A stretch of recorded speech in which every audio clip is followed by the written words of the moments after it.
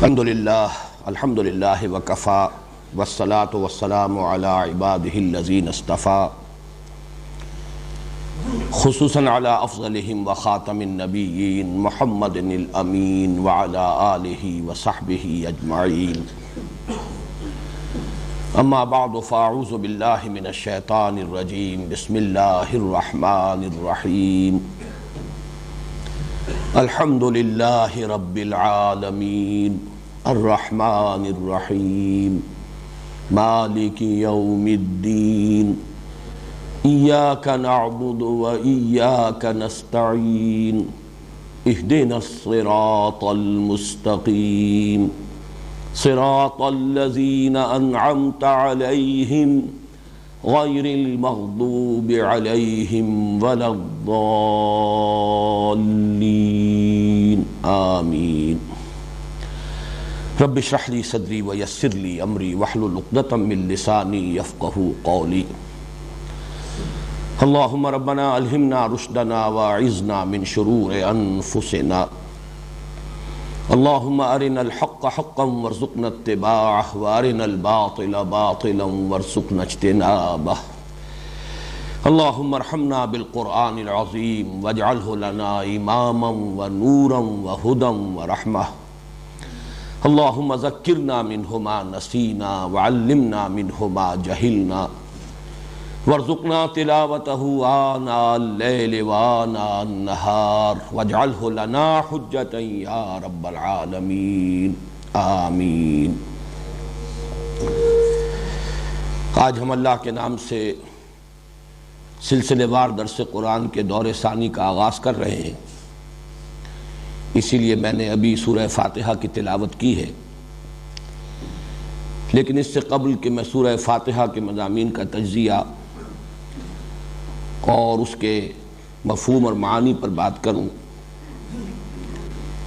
میں ایک ذاتی وضاحت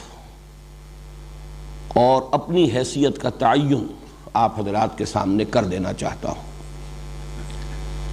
ایک جملے میں وہ وضاحت یہ ہے کہ میری حیثیت ہرگز مفسر کی نہیں ہے، بلکہ صرف مبلغ کی ہے۔ اس ضمن میں علامہ اقبال کا وہ مصرع بھی آپ چاہیں تو ذہن میں تازہ کر لیں کہ میں نہ عارف نہ مجدد نہ محدث نہ فقیہ، اگرچہ ان الفاظ میں مفسر کا لفظ شامل نہیں ہے، لیکن بہرحال میں اسی کے حوالے سے عرض کر رہا ہوں کہ میرا دعویٰ ہرگز یہ نہیں ہے کہ میں مفسر ہوں، بلکہ میری حیثیت اصلاً ایک طالب علم قرآن کی ہے اور اس کے مبلغ کی ہے۔ تین اعترافات یہاں بالکل صراحت کے ساتھ وضاحت کے ساتھ کر دینا چاہتا ہوں۔ میں نے نہ علوم عربی کی باضابطہ تحصیل کی ہے، یعنی لغت،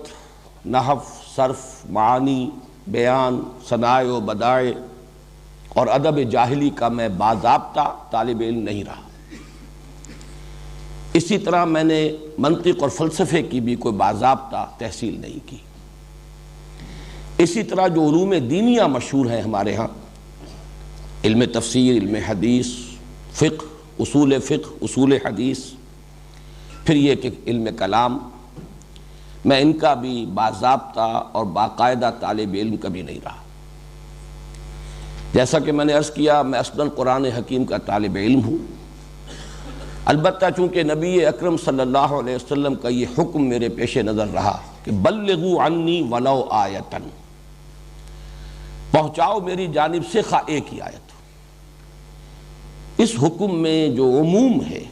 اور جو شدت ہے، در حقیقت وہی چیز ہے کہ جو اس جرأت یا جسارت کی بنیاد بنی کہ جتنا کچھ علم اور فہم حاصل ہوتا گیا اپنے مطالعہ اور تعلم قرآن کے دوران، میں نے یہ سمجھا کہ مجھ پر یہ ذمہ داری ہے، فرض ہے کہ میں اسے دوسروں تک بھی اپنی امکانی حد تک پہنچانے کی سعی کروں۔ چنانچہ میری جو بھی کاوش ہے، جو محنت ہے، جو سعی و جہد ہے، وہ در حقیقت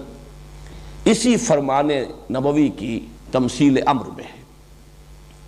اس ضمن میں بعض کچھ تاریخی واقعات اور حقائق بھی میں ریکارڈ پر لے آنا چاہتا ہوں۔ سن 66 میں جب میں نے یہاں لاہور میں، سن 65 کے اواخر میں یہاں منتقل ہو گیا تھا، لیکن یہ کہ اصلاً دروس قرآن کے جو حلقے میں نے قائم کیے وہ سن 66 سے، لیکن بہت سے میرے ساتھیوں کے علم میں ہوگا کہ میں نے اس کے لیے درس قرآن کا لفظ بھی استعمال نہیں کیا تھا،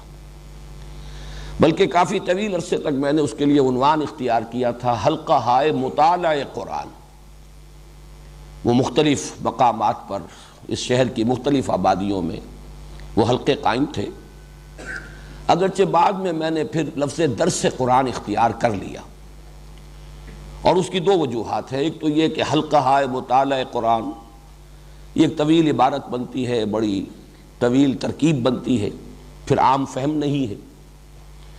ثانیاً یہ کہ مطالعہ قرآن کا حلقہ تو اصل میں ایسا ہونا چاہیے جس میں باہم مذاکرہ ہو،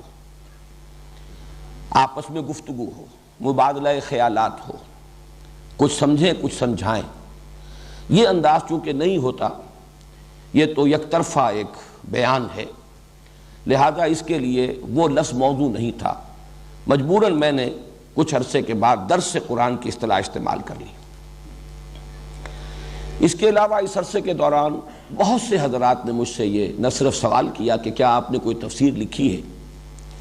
بلکہ بہت اصرار کے ساتھ یہ فرمائش کی کہ آپ تفسیر ضرور لکھیے۔ جو بھی متاثر ہوا، جس نے بھی سمجھا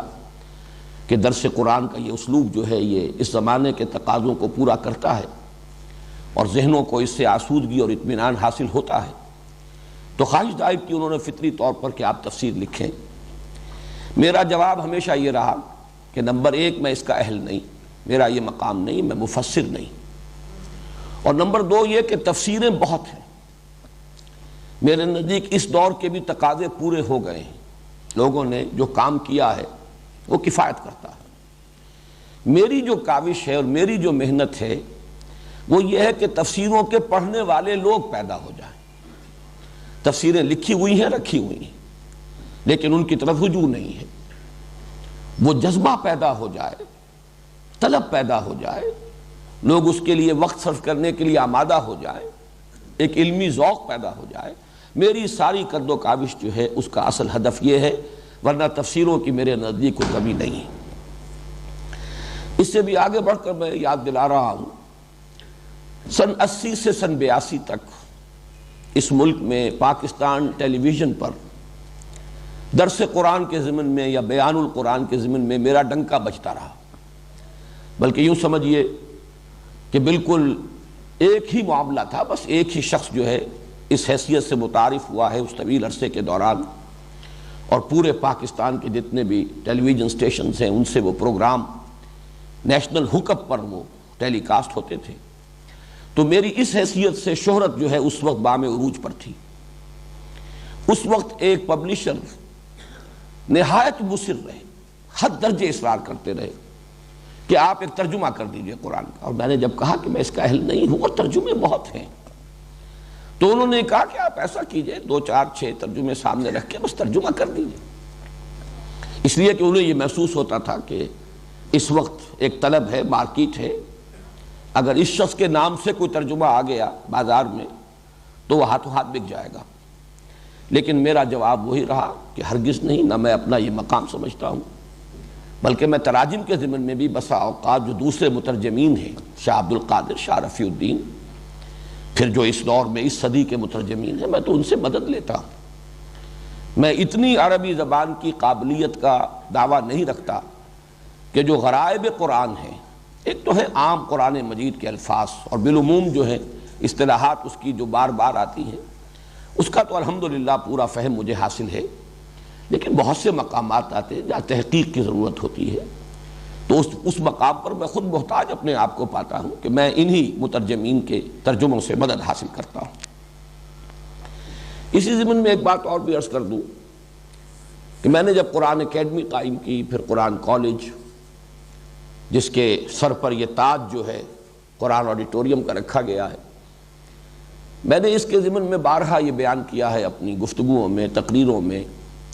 اکیڈمی میں جب ہمارے کورسز چلتے تھے، یا یہاں قرآن کالج میں اب 1 ایئر کورس ہے، یا طلبہ ہیں اس کالج کے، تو میں ان کے سامنے 6 اصطلاحات ہمیشہ رکھتا رہا ہوں کہ ہمارا ہدف کیا ہے، ہم کیسے لوگ چاہتے ہیں کہ اس اکیڈمی سے اور اس قرآن کالج سے پیدا ہوں۔ تو اس میں اوپر سے نیچے تک ایک بڑا سپیکٹرم ہے کہ ہمارا سب سے اونچا ہدف، اعلیٰ ہدف تو یہ ہے کہ تخلیق کی صلاحیت رکھنے والے، کریٹیو ورک، وہ یہاں سے پیدا ہو، جو ایک نیا علم وجود میں لا سکے، یا یوں کہیے کہ علم کو مسلمان کر سکے، ایک نئی علم نفسیات، ایک نیا علم اقتصادیات، ایک نیا فلسفہ، ایک نیا علم اخلاقیات۔ یہ جو سوشل سائنسز میں اور جو اس وقت کی ہماری اصل جو گمراہی کے میدان ہے نوع انسانی کے، اس میں نئے علوم کو پیدا کرنا، اس کے لیے کریٹیو صلاحیت اور کریٹیو جینیس کے لوگ درکار ہیں۔ اور ظاہر بات ہے کہ وہ شاذ ہوتے ہیں، لیکن یہ کہ ہمیں اپنے ہدف میں ٹاپ پر اسی کو رکھنا ہے، یہ ہمارا سب سے اونچا مقصد ہے۔ اس سے ذرا نیچے اتریے تو محقق، تحقیقی کام، ریسرچ ورک، یہ دوسرے درجے کی شے ہے۔ تخلیقی کام کا تعلق مستقبل سے ہوتا ہے، آئندہ کے لیے کوئی نئی شے پیدا کرنا، نئی شے بنانا، نئے راستے کھولنا۔ تحقیق کا کام ہوتا ہے ماضی سے متعلق، گہرائی میں آدمی اترے، مطالعہ کرے، لائبریریوں کو چھانے، اور یہ کہ ریسرچ ورک کرے، یہ دوسرے درجے کا کام ہے۔ تیسرے درجے کا کام، یہ میں مدرس، تدریس کا کام، جو علم ہے اسے پڑھانا، اور ظاہر بات اس کے لیے بھی بڑی مہارت چاہیے، نہ صرف تدریسی مہارت چاہیے، خود علم میں پختگی، رسوخ فی العلم نہ ہو تو آدمی پڑھا نہیں سکتا۔ واعظ کہہ سکتا ہے، عام تقریر کر سکتا ہے، لیکن کلاس روم ٹیچنگ جسے کہا جائے، جہاں وہ لوگ بیٹھے ہوئے ہوں کہ جو خود درجہ بدرجہ ترقی کرتے ہوئے ایک خاص سطح تک آ گئے ہوں، جن کا اپنا ایک ذہنی معیار ہو، ان کو مطمئن کرنا، یہ جو تدریس ہے، اسی کے ساتھ میں جوڑ رہا ہوں لفظ تفسیر کو۔ قرآن کے حوالے سے تدریس کسی بھی شے کی ہو سکتی ہے، قرآن کے حوالے سے یہی تفسیر ہے، لکھی جائے گی تو وہ کتابی شکل میں تفسیر بن جائے گی، اور اگر بیٹھ کر کلاس روم میں پڑھائی جائے گی تو وہ گویا کہ ایک تدریس کی شکل اختیار کر لے گی۔ یہ تیسرا درجہ ہے۔ چوتھا درجہ ہے تبلیغ۔ اس تبلیغ کے ساتھ البتہ ایک لفظ کا اضافہ کر لیجئے، وہی میں نے اپنا جو کتاب چاہے مسلمانوں پر قرآن مجید کے حقوق، اس میں اس عنوان جو ہے آخری، 5واں اور آخری حق، اس عنوان میں ان 2 الفاظ کو جمع کیا ہے، تبلیغ اور تبیین۔ بات کا پہنچا دینا اور واضح کر دینا، بات پہنچے تو پہنچنے کا حق ادا ہو جائے، تبلیغ ہو تو ابلاغ کا حق ادا ہو جائے۔ ظاہر بات ہے کہ ابلاغ کا حق ادا کرنے کے لیے ضرورت ہوتی ہے کہ جو مخاطب ہیں ان کی علمی سطح کیا ہے اسے ملحوظ رکھا جائے، ان کے اشکالات کیا ہیں انہیں حل کیا جا سکے۔ اگر یہ دونوں کام نہیں ہوں گے تو شاید تبلیغ تو ہو جائے، وما علینا الا البلاغ، ہم نے پہنچا دیا، بس ہمارے ذمے پہنچانے کی ذمہ داری تھی، لیکن تبیین، ابلاغ کا حق ادا نہیں ہوگا جب تک کہ بات تبیین کے مرحلے تک نہ آئے۔ یہ چوتھا درجہ ہے۔ 5واں درجہ اس سے نیچے اتر کر میں متعین کرتا رہا ہوں کہ ان سارے کاموں کے لیے ادارے درکار ہیں، تنظیمیں درکار ہیں۔ تو ظاہر بات ہے تنظیم بھی ایک کام ہے جس کی صلاحیت والے لوگ اگر ہمیں نہ ملیں گے تو یہ کام آگے نہیں بڑھ سکے گا۔ اس لیے کہ جن لوگوں کی ذہنی مناسبت نہ ہو، جن کا اپنا کوئی ہدف نہ بن چکا ہو، جن کا اپنا نصب العین یہ نہ ہو، اگر آپ تنخواہ پر ان کی صلاحیتیں بورو کریں اور ہائر کریں، ان کو امپلائی کر لیں اچھی سے اچھی سیلری دے کر، تب بھی وہ ایسے اداروں کا کام نہیں کر سکیں گے، انہیں آرگنائز نہیں کر سکیں۔ تو جو لوگ بھی اس کالج سے، اکیڈمی سے گزرے، پھر جن کو اس کے مقصد کے ساتھ مناسبت پیدا ہو جائے، اب ان میں جو لوگ ان 4 اوپر کے درجوں کی صلاحیت رکھتے ہیں وہ ان کاموں میں لگیں گے، لیکن 5واں درجہ تنظیم کا، اور اس سے بھی نیچے اتر کر 6واں درجہ انتظام کا، مینجمنٹ، یہ آرگنائزیشن سے بھی ذرا نیچے کی شے ہے۔ تو یہ 6 درجے ہیں اوپر سے لے کر نیچے تک، تحقیق بلکہ تخلیق، کریٹیو ورک، پھر تحقیق، ریسرچ ورک، پھر تدریس، ٹیچنگ، اسی کے ساتھ تفسیر کا لفظ ایڈ کر دیجئے، پھر تبلیغ اور تبیین، اس کے بعد تنظیم اور انتظام۔ تو میں ہمیشہ یہ بیان کرتا رہا ہوں کہ یہ 6 ہیں، کوشش کرو، اللہ تعالیٰ تمہیں ہمت دے سب سے اوپر کی سطح پر کام، آخر وہ بھی انسانوں ہی نے کیے ہیں اب تک، اور آئندہ بھی کریں گے تو وہی انسان ہوں گے۔ اور کچھ پتہ نہیں ہوتا اللہ نے کس میں کس کام کی صلاحیت رکھی ہے۔ بہرحال اگر اس درجے میں نہیں دوسرے میں، اس کے بعد بھی تیسرا ہے۔ تو میں نے یہ ساری بات اس لیے اس وقت آپ کے سامنے رکھی ہے کہ میں اپنے آپ کو چوتھے درجے کا آدمی سمجھتا ہوں۔ نہ میرے اندر صلاحیت کسی تخلیقی کام کی تھی، اور اس کا خود اپنا اس کے کچھ اپنے تقاضے ہوتے ہیں، وہ میرا دعویٰ نہیں، تحقیق یہ میرا مزاج نہیں، اور اس کے لیے بھی آدمی جو ہے بس کتابوں کا کیڑا بن جائے، لائبریریوں کے اندر ہی وہ ہمیشہ زندگی بسر کرے، یہ اس کے کچھ تقاضے ہوتے ہیں۔ اسی طرح جیسا کہ میں نے عرض کیا، تفسیر اور تدریس اس سطح کی وہ بھی میرا دعویٰ نہیں، میرا مقام نہیں۔ میں اپنے آپ کو اس چوتھے درجے کا آدمی سمجھتا ہوں، مبلغ، تبلیغ، البتہ اس کے ساتھ تبیین، وہ میں بعد میں عرض کروں گا۔ اس کے ضمن میں میرا کچھ خیال ہے کہ میں اس دور کی سطح پر تبیین کی صلاحیت اللہ نے مجھے عطا کی ہے، اس کا کسی درجے میں حق ادا کر رہا ہوں۔ یہ ساری باتیں جو میں نے اب تک عرض کی ہیں، انہیں تو کوئی شخص چاہے تو انکسار کا نام دے لے کہ میں انکساری اور تواضع کی وجہ سے یہ باتیں کہہ رہا ہوں، حالانکہ واقعہ یہ نہیں ہے، اظہار حقیقت ہے جس کے اعتراف میں مجھے کوئی باک نہیں۔ میں چاہتا ہوں کہ من آنم کے من دانم، یہ میں اس لیے ریکارڈ کرا رہا ہوں، باتیں بارہا کہی ہیں، لیکن اب یہ ہمارے درس قرآن کا مسلسل درس کا جو دور ثانی ہے، ریکارڈ ہو رہا ہے، تو یہ چیزیں جو لوگ بھی ابتدا ہی سے اس درس کو سنیں یا یہ کہ ویڈیو کے ذریعے سے دیکھیں بھی، آڈیو ویڈیو دونوں صلاحیتیں استعمال کریں، ان کے سامنے یہ باتیں آ جائیں۔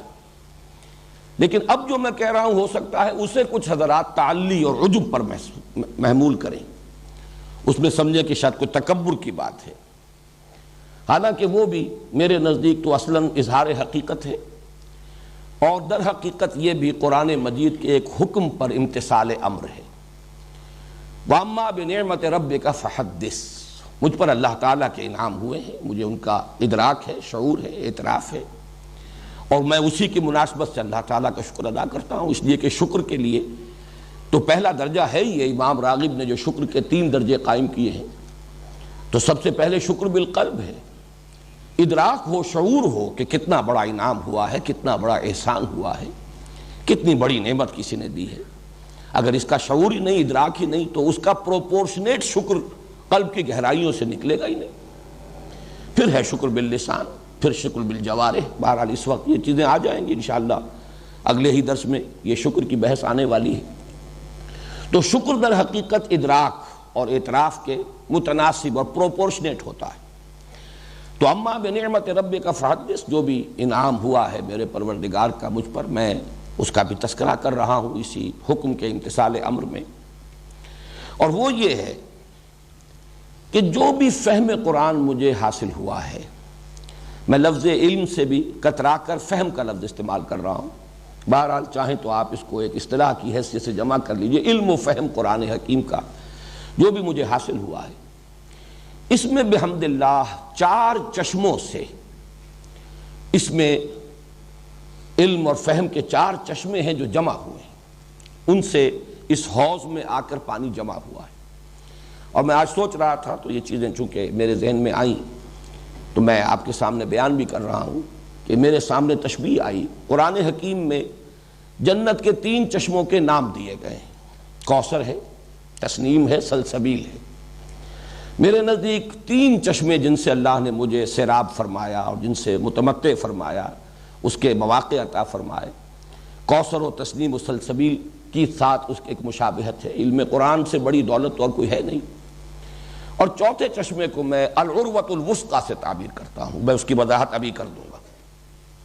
اس اعتبار سے میرے فہم قرآن میں جو جامعیت پیدا ہوئی ہے، میں تفصیل کے ساتھ تو اپنے اس فہم قرآن کے ان 4 گوشوں کو یا اپنے فکر قرآنی کی 4 سورسز کو، یا میں نے یہ لفظ استعمال کیا ہے اپنے اس کتاب میں دعوت رجوع القرآن کا منظر اور پس منظر، یہ ڈائمنشنز ہیں، میری سوچ، میرے فکر، میرے فہم کی 4 ڈائمنشنز ہیں، تو میں تفصیل سے لکھ چکا ہوں اس کتاب کے اندر، ان سب کی وضاحت کے ساتھ میں بیان کر چکا ہوں کہ کس گوشے سے مجھے کیا کچھ حاصل ہوا ہے۔ پھر چونکہ کتابوں کے پڑھنے کا اتنا رواج رہا نہیں ہے آج کل، اور اب اختصار کے ساتھ یہ باتیں جب میں ریکارڈ کرا رہا ہوں تو یہ باتیں بھی میں آپ کے سامنے بیان کر رہا ہوں، تفصیل جن کو درکار ہو وہ میری اس کتاب کا مطالعہ کریں۔ یہ چار گوشے یا چار ڈائمنشنز یا چار سوتے یا چار چشمے جو جمع ہوئے ہیں میرے ہاں، ان میں سے سب سے پہلا ہے جس کے لیے عنوان ہے حرکت اور جہاد، تحریک، حرکت، انقلابی جذبہ، دعوت اور دعوت سے آگے بڑھ کر انقلاب۔ اس کے لیے میرے سورسز، اور یہ ذرا نوٹ کر لیجئے، یہ میری اپنی صنعت لفظی نہیں ہے، میں کوئی ادیب آدمی نہیں ہوں، لیکن یہ کہ یہ اللہ تعالیٰ کی طرف سے ہے کہ یہ تثنیہ کے صیغے کو جمع کر دیا اللہ نے میرے لیے، میرے ان چار چشموں کے عنوانات کے دیے۔ ابوین، یہ میرے دو باپ ہیں، اس لیے کہ وہ دو حضرات جو ہیں ان دونوں کے نام ابو سے ہیں، ابو الاعلیٰ اور ابو الکلام، یہ ابوین ہیں میرے اس فکر، میری اس سوچ کے۔ یہ یوں کہیے کہ عام اصطلاح میں پیر اور پھر دادا پیر، یہ ہمارے ہاں اصطلاحات استعمال ہوتی ہیں۔ میرے فہم قرآن کے اندر سب سے بڑا حصہ اسی کا ہے۔ سب سے بڑا اس لیے کہہ رہا ہوں کہ میری زندگی جس رخ پر بھی اب تک گزری ہے، اور اب تو اصل تو گزر ہی چکی ہے، اب تو یوں سمجھیے کہ بہت تھوڑا سا حصہ باقی ہے، والعصر والی بات ہے، دن گزر چکا، یہ تو عصر کا وقت ہے۔ اس اعتبار سے جس کام میں میری زندگی گزری ہے اس میں میری دلچسپیوں میں اور میرے وقت اور میری صلاحیت کے صرف میں سب سے بڑا اثر جو ہے وہ انہی دو حضرات کا ہے۔ ظاہر بات ہے ان میں اولین جو تعلق قائم ہوا وہ مولانا مودودی سے، ابو الاعلیٰ مودودی۔ البتہ یہ کہ یہ بات مجھ پر ابتدا ہی میں منکشف ہو گئی تھی کہ اس کا نقطہ آغاز در حقیقت مولانا ابو الکلام آزاد ہے۔ میں اس اعتبار سے کہہ رہا ہوں کہ سب سے زیادہ مجھ پر اسی کی چھاپ ہے کہ وہ حرکت اور جہاد ابو الکلام نے حزب اللہ بنائی تھی 1913 میں، مولانا مودودی نے جماعت اسلامی کی تاسیس کی 1941 میں۔ دونوں کے ہدف ایک ہی مقصد، اور میں نے بھی پھر الحمدللہ کہ اگرچہ میں جماعت اسلامی سے مایوس ہوا کہ وہ سیاست کی بھول بھلیوں میں گم ہو گئی ہے، اس اصل مقصد کو ترک کر چکی ہے، لیکن بہرحال میں نے اسی تسلسل کو برقرار رکھنے کے لیے تنظیم اسلامی قائم کی، بلکہ بعض اعتبارات سے میں مولانا ابو الکلام سے زیادہ قریب ہو گیا، بئی معنی کہ ہم نے تنظیم اسلامی کے لیے بھی بیعت کی اساس کو اختیار کیا۔ مولانا مودودی نے ایک خاص وقت کے تقاضوں سے شاید زیادہ متاثر ہو کر ایک دستوری اور آئینی تنظیم بنائی۔ مولانا آزاد نے 1913 میں بیعت کی بنیاد پر حزب اللہ قائم کی تھی، گویا کہ جو اصل ہے اس کی بنیاد، اس کی طرف بھی رجوع کرنے کی اللہ نے توفیق دی۔ ایک اور اعتبار سے بھی مجھے اب مولانا ابو الکلام آزاد سے کچھ زیادہ نسبت قائم ہو رہی ہے کہ وہ بھی ایک طوفان کے مانند جب اٹھے تھے تو تحریک خلافت کے عنوان سے اٹھے تھے۔ شروع میں رجوع الی القرآن، امر بالمعروف نہی عن المنکر، جہاد، یہ تصورات بھی تھے، لیکن پھر ان کی زندگی کا وہ دور جو تھا تحریک خلافت جو تھی، اس میں ان کے اصل جوہر نمایاں ہوئے۔ ان کی تصنیف و تالیف یا تحریر کے جوہر تو زیادہ نمایاں ہوئے تھے الہلال اور بلاغ کے ذریعے سے، لیکن ان کی خطابت کی صلاحیت اور ان کے اندر جو جوش عمل بھرا ہوا تھا وہ تحریک خلافت میں ظاہر ہوا۔ بہرحال میرے اس فہم قرآن کا سب سے پہلا سورس میرے دو ابوین سید ابو الاعلیٰ مودودی اور مولانا ابو الکلام آزاد۔ دوسرا تعمق، گہرائی اور نظم قرآن کے سلسلے میں، یہ ایک دوسرا بالکل گوشہ ہے۔ میں اس گہرائی کے لیے کبھی کبھی مثال دیا کرتا ہوں کہ ایک ہے ٹیلیسکوپک ویو لیتا ہے کوئی شخص تو آپ کو معلوم ہے کہ کروڑ ہا میل کا وہ مشاہدہ کر رہا ہوتا ہے، اس کا جو اس وقت رینج ہوتا ہے مشاہدے کا کروڑوں میل۔ ایک مائکروسکوپ پر ایک نقطے کے اوپر فوکس کر کے جب مائکروسکوپ جو ہے وہ وہاں پر جما دی جاتی ہے، اس کا لینس فوکس کر دیا جاتا ہے تو پھر اسے اس کے اندر جو بھی عجائب و غرائب ہیں وہ نظر آتے ہیں۔ تو قرآن کا بھی ایک انداز یہ ہے کہ اس کا ایک برڈز آئی ویو، اس کا ایک جنرل ورلڈ ویو، اور پھر اس کے لیے بھی برڈز آئی ویو، ایک یہ انداز ہے، اور یہ بھی ضروری ہے، ورنہ ہو سکتا ہے کہ ایک آدمی بڑی باریکیوں ہی کے اندر الجھ کر رہ جائے اور بڑی بڑی حقیقتیں اس کی نگاہ سے اوجھل ہو جائیں، بڑے بڑے حقائق کی طرف سے ذہول ہو جائے اور بال کی کھال اتارنے میں ایک شخص اپنی زندگی گزار دے۔ تو الحمدللہ کہ جہاں پہلی سورس میں وہ ایک وسعت ہے، وسعت اور حرکت، یہ دوسری سورس تعمق، گہرائی، فوکس کرنا اور اسی میں پھر نظم قرآن کے جو بہت سے پہلو ہیں وہ نمایاں ہوئے ہیں۔ یہاں بھی ہی این، یہ لفظ میں خود وضع کر رہا ہوں اس لیے کہ مولانا اصلاحی اور مولانا فراہی یہ دو اسی نام کی مشابہت سے، جیسے ابو کے مناسبت سے میں نے ابوین کہا ہے، تو یہ ہی این یہ میری دوسری سورس ہے، نظم قرآن، اور اس کے اعتبار سے قرآن مجید کے علم و فہم کی جو ڈائمنشن ہے جو سامنے آتی ہے۔ تیسرا ہے فکر جدید کے حوالے سے، اور فکر جدید کے حوالے سے دو کام ہیں جو اصل میں کرنے کے ہیں، اور ان میں جو بھی مجھے حاصل ہوا ہے وہ بھی دو شخصیتوں کا میں ابھی نام لوں گا، وہ دکترین ہیں، میں عربی تلفظ استعمال کر رہا ہوں، دکترین، دو ڈاکٹرز ہیں، لیکن یہ کہ وہ فکر جدید کے حوالے سے کرنے کا کام کیا ہے؟ ایک تو یہ کہ قرآن کی روشنی میں فکر جدید کا تجزیہ، اس میں کیا صحیح ہے کیا غلط ہے، اس لیے کہ اس کو ٹوٹل ریجیکٹ کر دینا بھی یہ بھی محرومی ہے، اس لیے کہ اس میں یقیناً بہت سے موتی موجود ہیں، انسانی فکر کا ارتقاء ہوا ہے، انسانی علم کا ارتقاء ہوا ہے، جہاں سائنٹیفک ارتقاء ہوا ہے وہاں سوشل ایولیوشن کا پروسیس بھی جاری رہا ہے۔ ان چیزوں کو جب تک انکارپوریٹ نہیں کیا جائے گا اس وقت جس فکر کی ہم بنیاد ڈال رہے ہیں تو محرومی ہوگی، وہ ایسے ہی ہوگا جیسے کہ وقت کے تقاضے کو پورا کرنے سے قاصر رہے گا۔ اس اعتبار سے قرآن کی روشنی میں فکر جدید کا تجزیہ کہ اس میں صحیح کیا ہے غلط کیا ہے، حق کتنا ہے باطل کتنا ہے، اور پھر فکر جدید میں جو صحیح ہو حصہ اسے اس فہم قرآن میں انکارپوریٹ کرنا، شامل کرنا،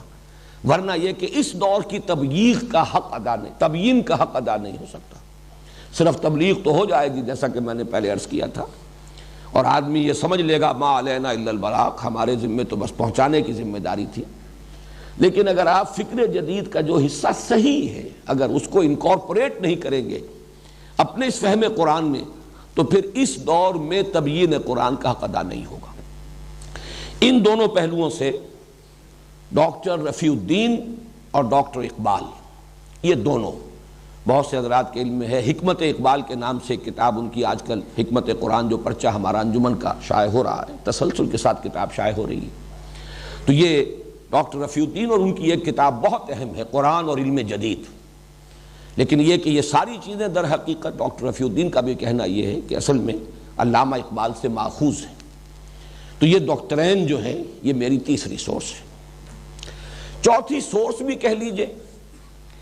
لیکن یہ کہ میں ان تین کے لیے جو اب تک میں نے بیان کیے ہیں، میں نے چشموں کی تشبیہ اختیار کی ہے، کوثر و تسنیم و سلسبیل، لیکن چوتھے کو میں العروۃ الوثقی کہہ رہا ہوں۔ العروۃ الوثقی، عروہ کہتے ہیں کنڈے کو، وثقی بہت مضبوط کنڈا، جس کو آدمی تھام لے تو گویا کہ اسے سہارا مل گیا اور اس کے لیے تحفظ ہے، بچاؤ ہے، کہیں آدمی پھسلنے کا اندیشہ ہے تو کسی چیز پر ہاتھ ڈال لیتا ہے، کہیں گر رہا تھا اگر اونچائی سے درمیان میں کوئی کنڈا ہاتھ میں آ گیا اس کو پکڑ لیا، اسے لٹکا ہوا ہے تو اب اس کنڈے ہی میں اس کی جان ہے، اس لیے کہ یہ کنڈا اگر اپنی جگہ سے نکل گیا تو بھی نیچے گر جائے گا، اور اگر کنڈا چھوٹ گیا ہاتھ سے تب بھی وہ برباد ہو جائے گا۔ تو العروۃ الوثقی یہ قرآن مجید کی اصطلاح ہے، فقد استمسک بالعروۃ الوثقی۔ تو یہ چوتھی سورس جو ہے یہ محض سورس نہیں ہے بلکہ میرے لیے حفاظت اور تحفظ اور بچاؤ کا بہت بڑا ذریعہ العروۃ الوثقی رہا ہے۔ اور یہ کیا ہے؟ اس میں ایک ہے تمسک بالاسلاف، ایک تسلسل ہے امت کا، 1400 برس یہ امت کی تاریخ ہے، اس میں بڑی روشنی ہے، اس میں ہمارے اسلاف کے بڑے کارنامے ہیں، پھر اس میں جو تسلسل ہے اور اس تسلسل کے ساتھ جن چیزوں پر اجماع ہو گیا ہے ان کے ساتھ جڑے رہنا، یہ انسان کی عافیت کے لیے، انسان کی حفاظت کے لیے بہت ضروری ہے۔ بسا اوقات ذہین آدمی کے ذہن میں کوئی ایک لہر جو ہے کبھی اٹھتی ہے، اور انسان کو چونکہ اپنے کسی خیال سے، جیسے اپنی تخلیق سے اسے بہت محبت ہوتی ہے، اپنی اولاد سے محبت ہوتی ہے، اسی طرح اپنے کسی نئے خیال سے انسان کو محبت ہوتی ہے، لیکن اس نئے خیال کی رو میں آدمی بہہ کر نکل جائے تو ہو سکتا ہے کہ دور چلا جائے، اس کے لیے ضروری ہے کہ کسی کنڈے پر اس کا ہاتھ ہو، ادھر ادھر ہاتھ مارے، ایک ہاتھ سے کنڈا پکڑا ہوا ہو، دوسری طرف سے ہاتھ مارے، جہاں جہاں تک رسائی ہو، جو حاصل کر سکتا ہو لے، لیکن وہ کنڈا نہیں چھٹنا چاہیے۔ وہ کنڈا چھٹ گیا تو پتہ نہیں کوئی لہر اسے کہاں لے جائے گی، جیسے کہ قرآن مجید میں سورہ حج میں تمثیل آئی ہے کہ تہوی بہ الریح فی مکان سحیق، پھر یہ کہ ہوا یا یہ کہ کوئی شکاری پرندے اڑا کر لے جائیں گے، تخطفہ الطیر اور تہوی بہ الریح فی مکان سحیق، یا ہوا کا کوئی جھونکا، یا یہ کہ جس جہاز کا لنگر نہ رہا ہو اسے کوئی لہر جو ہے لے جائے گی اور کسی طرف بھی اس کو چلا دے گی۔ تو یہ العروۃ الوثقیٰ، یہ میرے دو شیخین ہیں۔ اب یہ دیکھیے، یہ بھی صنعت لفظی ہے اگرچہ، لیکن میری نہیں ہے، ایجاد بندہ نہیں ہے۔ شیخ الاسلام مولانا شبیر احمد عثمانی رحمہ اللہ، پاکستان کے پہلے اور آخری شیخ الاسلام، اور ان کے استاد شیخ الہند رحمہ اللہ، جنہیں کہ میں 14ویں صدی کا سب سے بڑا مجدد سمجھتا ہوں، 14ویں صدی ہجری کا۔ یہ شیخین ہیں، شیخ الہند کا ترجمہ اور علامہ شبیر احمد عثمانی شیخ الاسلام، ان کے حواشی، تقریباً 5 پارے کے حواشی بھی حضرت شیخ الہند کے ہیں، بقیہ 25 پاروں کے حواشی وہ ہیں شیخ الاسلام علامہ شبیر احمد عثمانی رحمۃ اللہ علیہ۔ یہ میرے لیے العروۃ الوثقیٰ ہے۔ اس میں تمسک بالاسلاف کے ساتھ ایک اور چیز ایڈ کر لیجئے،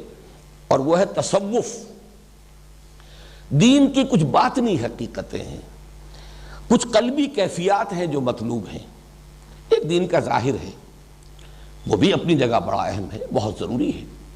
جیسے عبادت کے 2 جز ابھی سورہ فاتحہ میں انشاءاللہ اگلے ہفتے یہ زیر بحث آئیں گی باتیں۔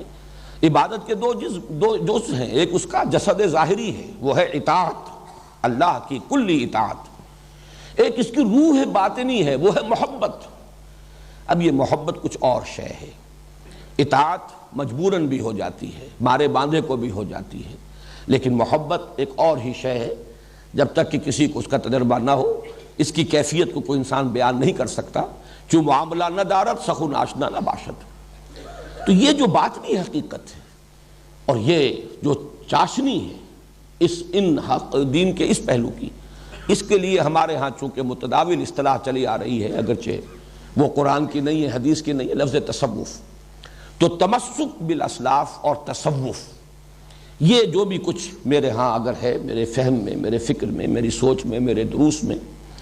ان حقائق کا اگر کوئی بیان ہے تو اس کے ضمن میں میری سورس یہ شیخین ہیں، شیخ الاسلام مولانا شبیر احمد عثمانی رحمہ اللہ اور شیخ الہند حضرت مولانا محمود حسن دیوبندی رحمۃ اللہ علیہ۔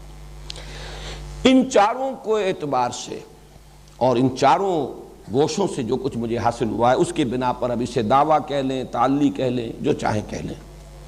میں یہ محسوس کرتا ہوں، مجھے اس کا ادراک ہے، شعور ہے، اور میں بے باکی کے ساتھ یہ بات آپ کے سامنے کہہ رہا ہوں کہ الحمدللہ کہ ایک جامعیت کبریٰ ہے جو اللہ تعالیٰ نے میرے فہم کے اندر عطا فرمائی ہے، اور یہی وہ شے ہے جو سب سے زیادہ اس دور میں ضروری ہے، اس لیے کہ مختلف پہلوؤں سے کوششیں لوگوں نے کی ہیں، لیکن ان کو جمع کرنا، ان کی جامعیت، یہ اگر نہیں ہوگی تو جو اصل تقاضا ہے اس دور میں تبلیغ و تبیین قرآن کا، وہ پورا نہیں ہوگا۔ البتہ یہاں ایک وضاحت میں کرنا چاہتا ہوں، اس لیے کہ کچھ عرصہ ہوا ایک کتاب بھی چھپی ہے میری مجھ پر تنقید کے ضمن میں یا میری مخالفت کے لیے۔ ان کے مصنف نے ایک بہت بڑی زیادتی، بلکہ یہ کہ بڑی خیانت کا ارتکاب کیا میرے بارے میں۔ میں نے چونکہ ان چاروں سورسز کو ہمیشہ بیان کیا ہے، اور یہ بھی میں سمجھتا ہوں کہ شکر ہی کا تقاضا ہے۔ حضور نے فرمایا ہے من لم یشکر الناس لا یشکر اللہ، جو شخص انسانوں کا شکر ادا نہیں کرے گا وہ کبھی اللہ کا شکر بھی ادا نہیں کرے گا، کر سکتا ہی نہیں۔ اگر اس میں مادہ ہی نہیں شکر کا اور تشکر کا تو وہ سوتے خشک ہے، تو نہ بندوں کے حق میں کبھی شکر اس کے قلب سے ابھرے گا اور زبان سے ادا ہوگا، نہ اللہ کے لیے۔ اللہ کے لیے کر بھی رہا ہوگا تو ایک رسم ہے جو ادا ہو رہی ہے، شکر کا وہ اصل جذبہ جو ہے قلب کی گہرائیوں سے وہ چشمہ نہیں پھوٹے گا۔ اس لیے میں ان تمام حضرات کا جن کا ذکر میں نے کیا ہے، یہ میرا ایک تشکر بھی ہے کہ میں تسلیم کروں کہ مجھے ان سے فائدہ حاصل ہوا ہے، میں نے استفادہ کیا ہے، لیکن اس کے یہ معنی نہیں ہے کہ میں ان میں سے ہر شخص کی ہر بات کو مقلدانہ انداز میں تسلیم کرتا ہوں۔ یہ بات اگر کسی نے سمجھی تو غلط سمجھی۔ مجھے بہت سی باتوں سے اختلاف ہے۔ مولانا اصلاحی صاحب نے جب حد رجم کے بارے میں ایک رائے ظاہر کی، میں نے شدت کے ساتھ اختلاف کیا، شدید اختلاف کیا، یہ اپنی جگہ پر ہے۔ تو بہت سے معاملات میں ڈاکٹر رفیع الدین صاحب سے اختلاف ہے، یہاں تک کہ علامہ اقبال کے لیکچرز میں نے سن 67 میں جو مضمون لکھا تھا اسلام کی نشت ثانیہ کرنے کا اصل کام کے نام سے، جو ہماری اس انجمن اور اکیڈمی اس کے گویا کہ مینیفیسٹو کی حیثیت رکھتا ہے،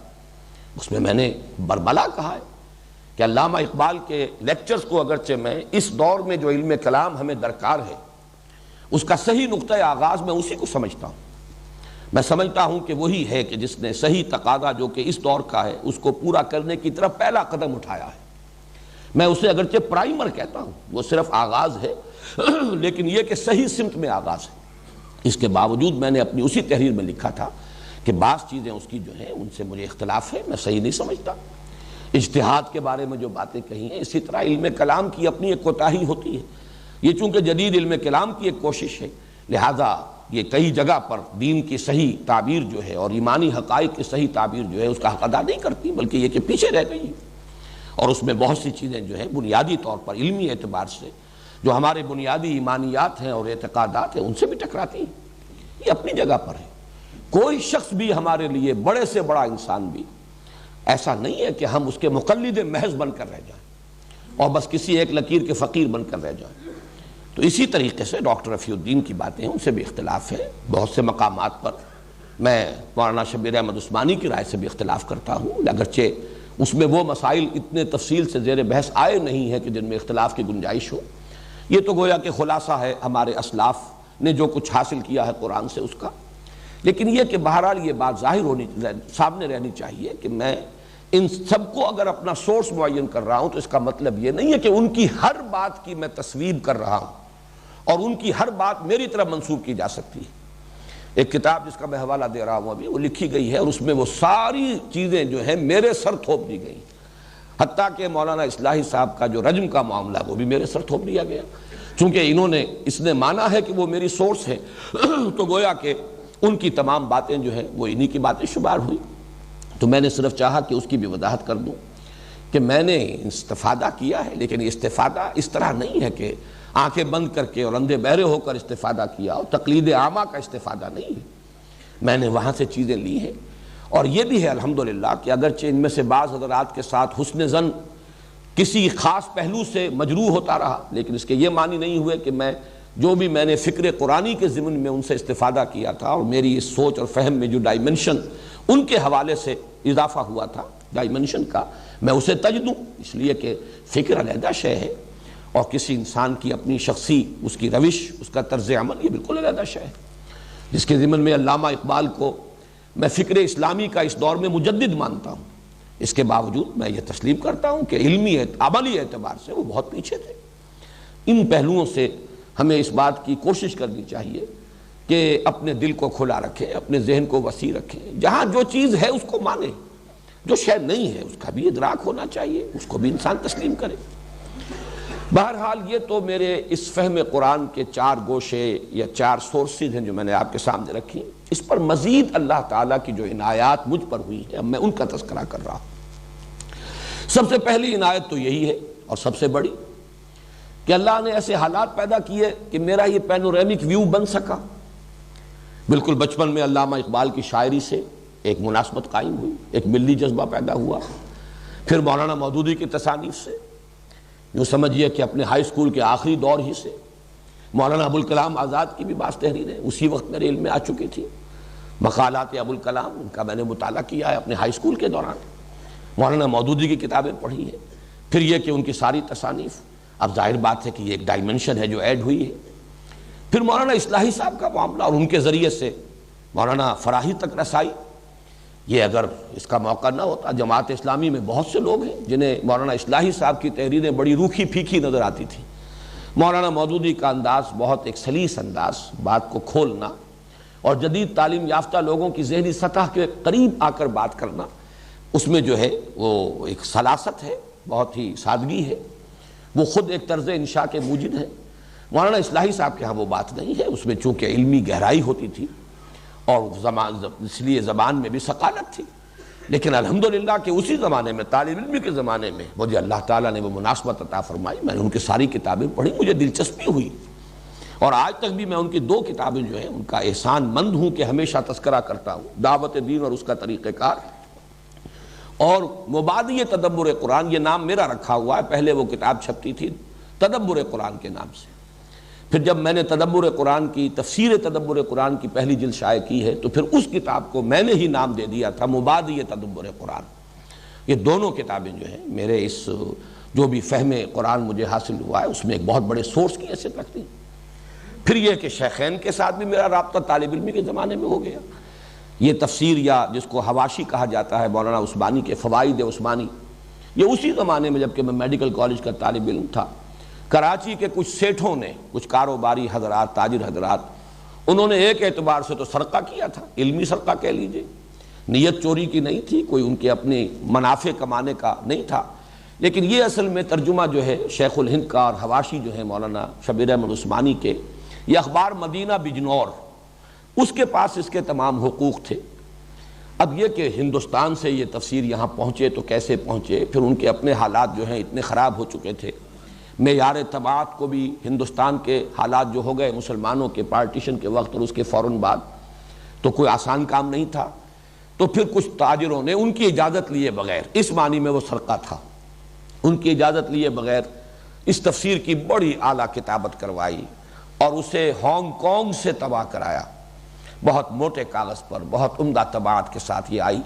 اور انہوں نے اسے مفت تقسیم کیا تھا، اگرچہ بعد میں پھر وہ مختلف اداروں کو جب نسخے دے دیے گئے، 100 نسخے ان کو اور 200 ان کو، ان اداروں نے پھر اسے فروخت بھی کیا۔ چنانچہ میں اپنے میڈیکل کالج کے دوسرے، تیسرے، چوتھے سال کے دوران میں نے 100 تو نہیں ہوں گے لیکن 100 کے آس پاس ہی ہوں گے نسخے جو خریدے اور دوستوں کو یا تو خریدوائے یا اپنی طرف سے دیے۔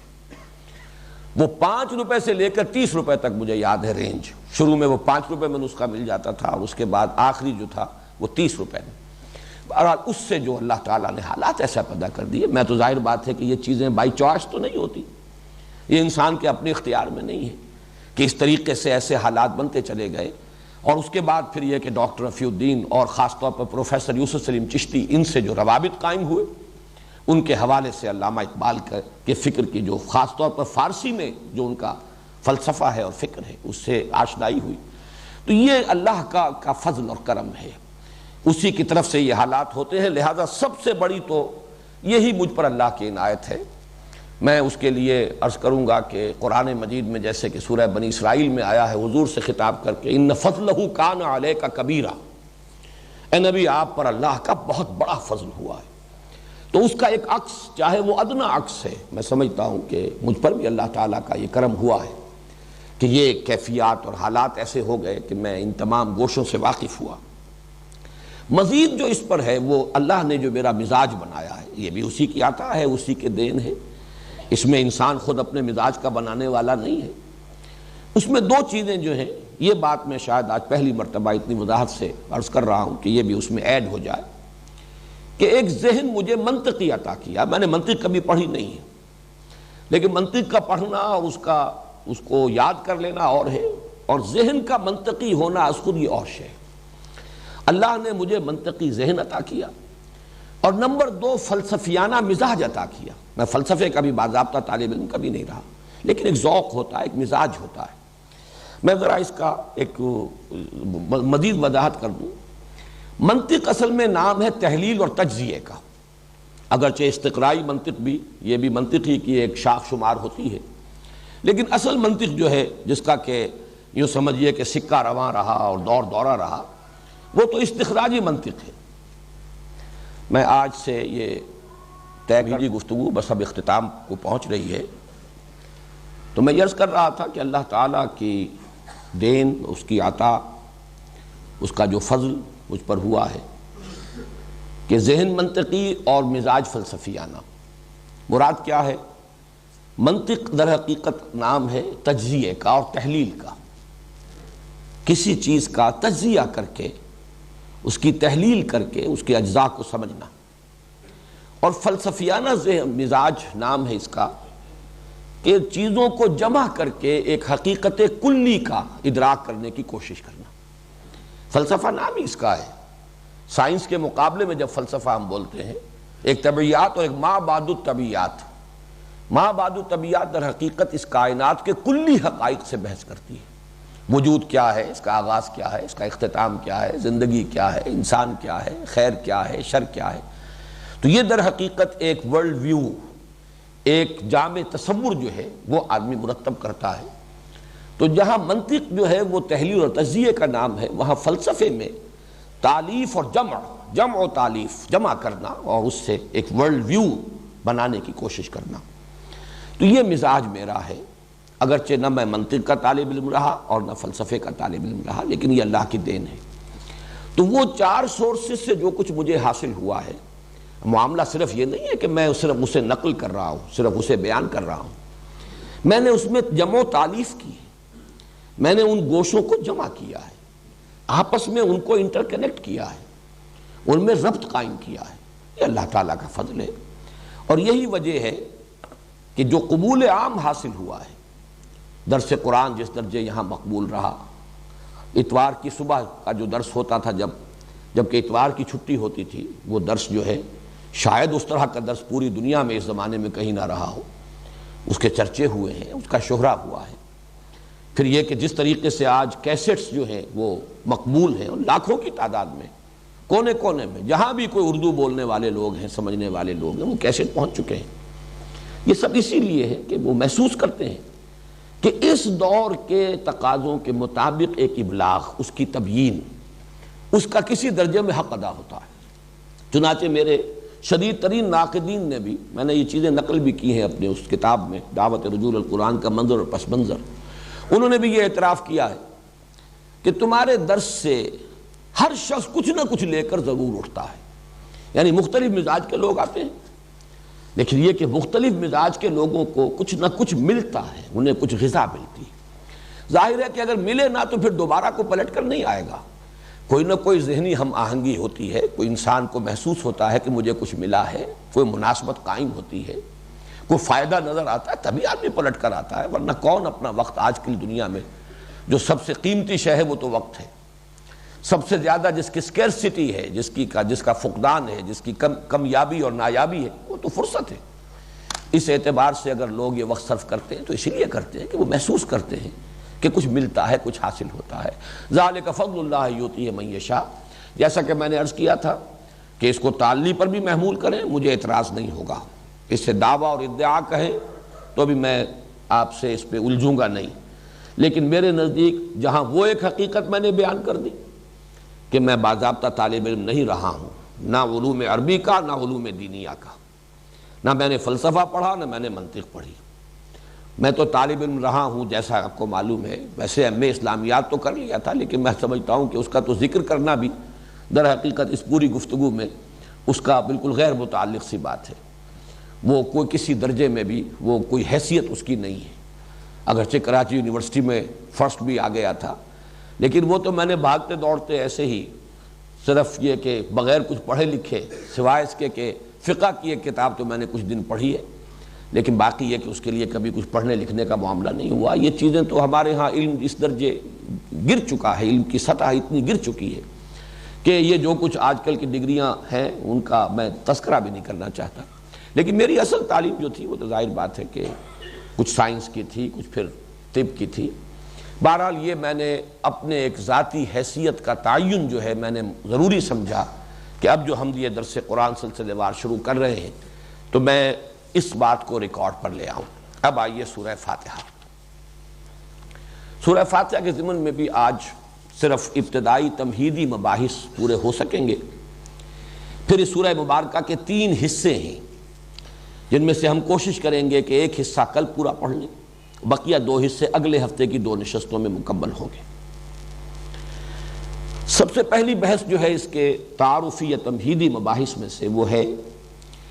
کہ یہ قرآن حکیم کی پہلی صورت ہے، اور یہ پہلی صورت ہونا دونوں اعتبارات سے، مصحف کی پہلی صورت تو ہے ہی، سبھی جانتے ہیں، اسی اعتبار سے اس کا نام ہے الفاتحہ۔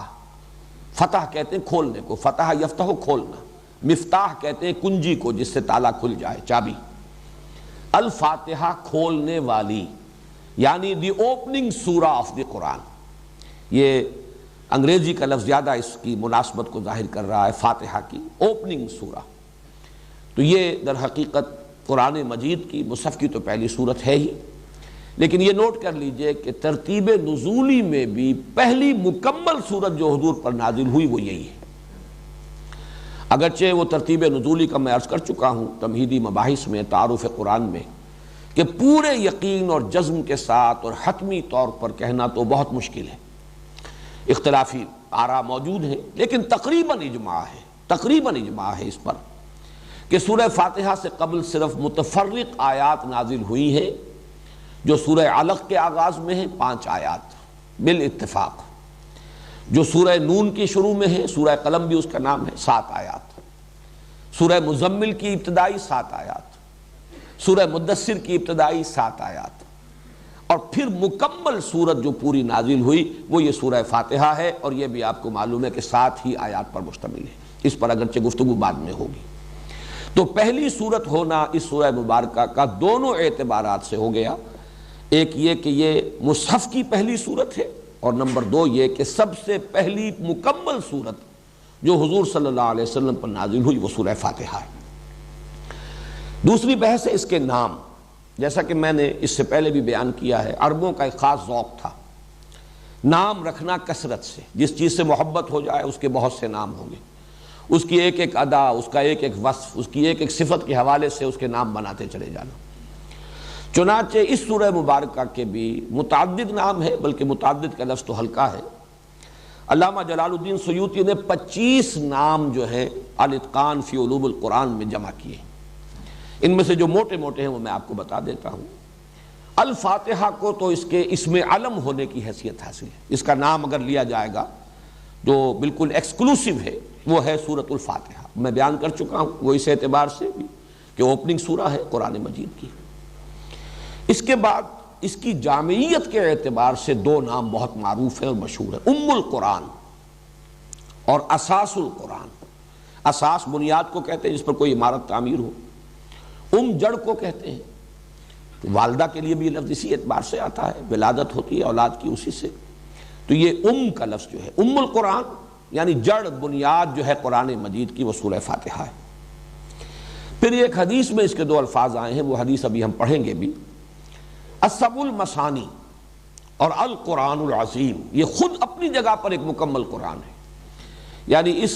سورہ مبارکہ کی عظمت کو ظاہر کرنے کے لیے، اور چونکہ یہ الفاظ خود محمد الرسول اللہ صلی اللہ علیہ وسلم نے استعمال فرمائے ہیں، ابھی ذرا ٹھہر جاؤ میں بعد میں کروں، تو السبع المثانی 7 دہرائی جانے والیاں، بار بار پڑھی جانے والیاں 7 آیات، اور القرآن العظیم یہ بھی اس کا ایک نام ہے، یہ خود اپنی جگہ ایک مکمل قرآن ہے اور عظمت والا قرآن ہے۔ پھر جو اس کے مضامین ہیں اور پھر اس کے جو مختلف اجزاء ہیں اس کے اعتبار سے سورۃ الحمد، سورۃ الشکر، سورۃ الصلاح، سورۃ السؤال، سورۃ المناجات، یہ مختلف نام ہیں۔ الکافیہ، الشافیہ اور الشفاء، الوافیہ، الراقیہ، راقیہ رقی کہتے ہیں جھاڑ پھونک کر یہ کچھ پڑھنے کو، یہ سورہ فاتحہ جو ہے یہ اس اعتبار سے بھی اس کو مسلسل پڑھ کر کئی بار اگر پھونکا جائے، یہ بھی چیزیں ہیں کہ جو ثابت ہیں اور ان کے اندر ہمارے اسلاف کا یہ تعامل رہا ہے۔ تو شافیہ شفا دینے والی، الشفا بھی اس کا نام ہے، سورۃ الشفا اور شافیہ۔ الکافیہ، یہ کافیہ بھی کفایت کرنے والی، یعنی یہ کہ مضامین قرآن اور اس کی حکمت اور فلسفے کو اپنے اندر سمو لینے والی اور اس کا احاطہ کرنے والی۔ الوافیہ، پورا کر دینے والی، یہ بھی اس کی جامعیت کے اعتبار سے۔ تو یہ ہیں چند نام جو میں نے آپ کو بتائے۔ ویسے علامہ جلال الدین سیوطی رحمہ اللہ نے 25 نام اس کے، اور انہوں نے لکھا بھی ہے کہ میں نے بڑی محنت سے جمع کیے، لیکن یہ کہ ان کی اہمیت نہیں ہے،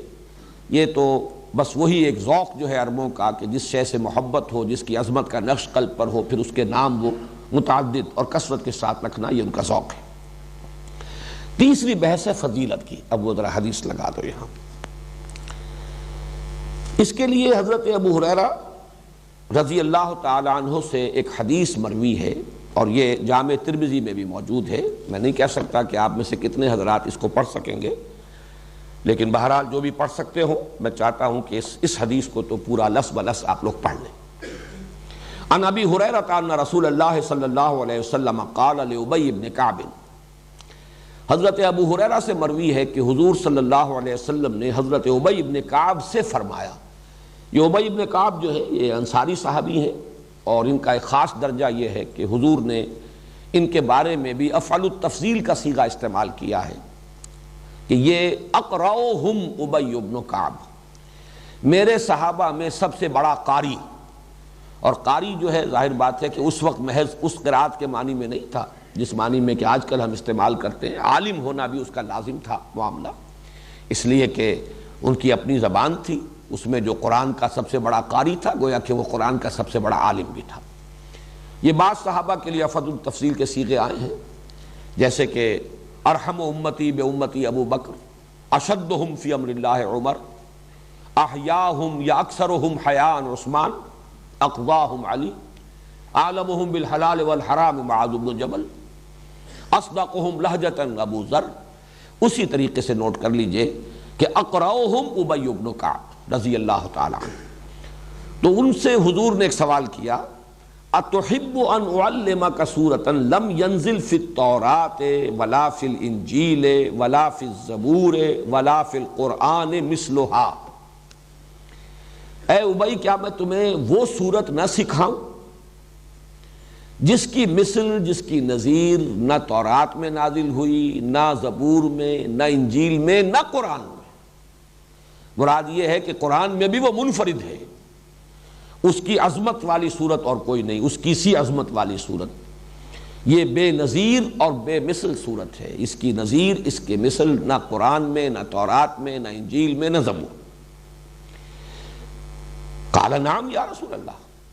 تو حضرت ابی کا جواب کیا ہو سکتا تھا؟ حضور ضرور سنائیے، ضرور سمجھائیے، ضرور پڑھائیے، بتائیے مجھے وہ کون سی صورت ہے۔ فقال رسول اللہ صلی اللہ علیہ وسلم، تو ارشاد فرمایا رسول اللہ صلی اللہ علیہ وسلم نے، کیف تقرؤ فی الصلاۃ،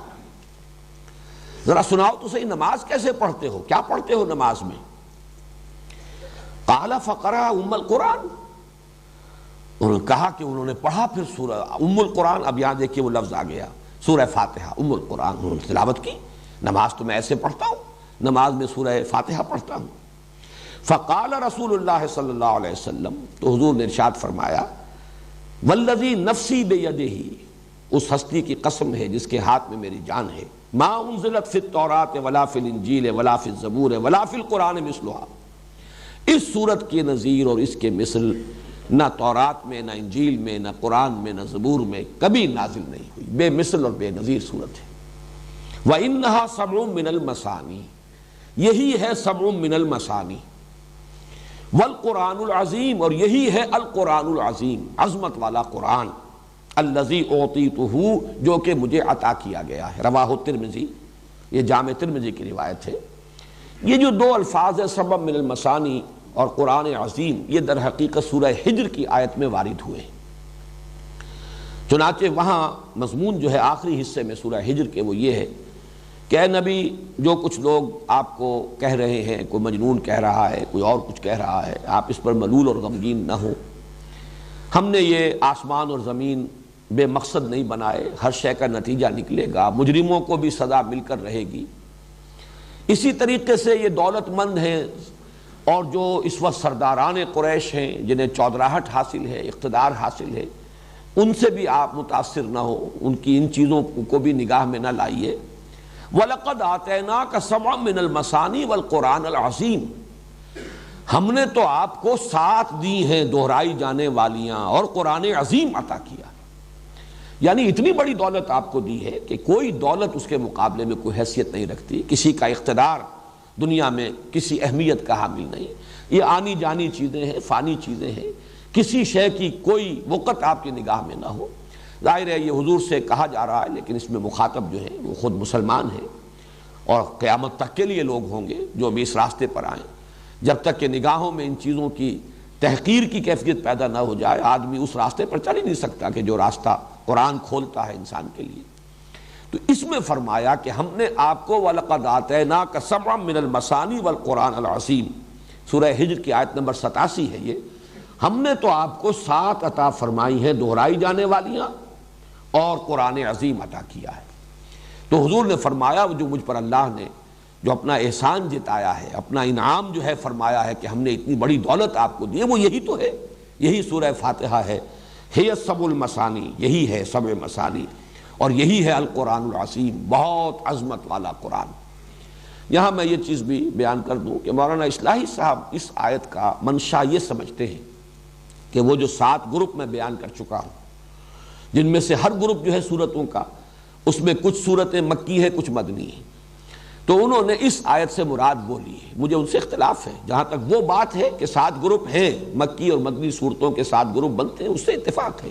وہ میں تعارف قرآن کے ضمن میں تفصیل سے بیان کر چکا ہوں۔ لیکن ضروری نہیں کہ اس آیت میں مراد وہ ہو، جبکہ ہمارے پاس یہ مرفوع حدیث موجود ہے، صحیح حدیث ہے،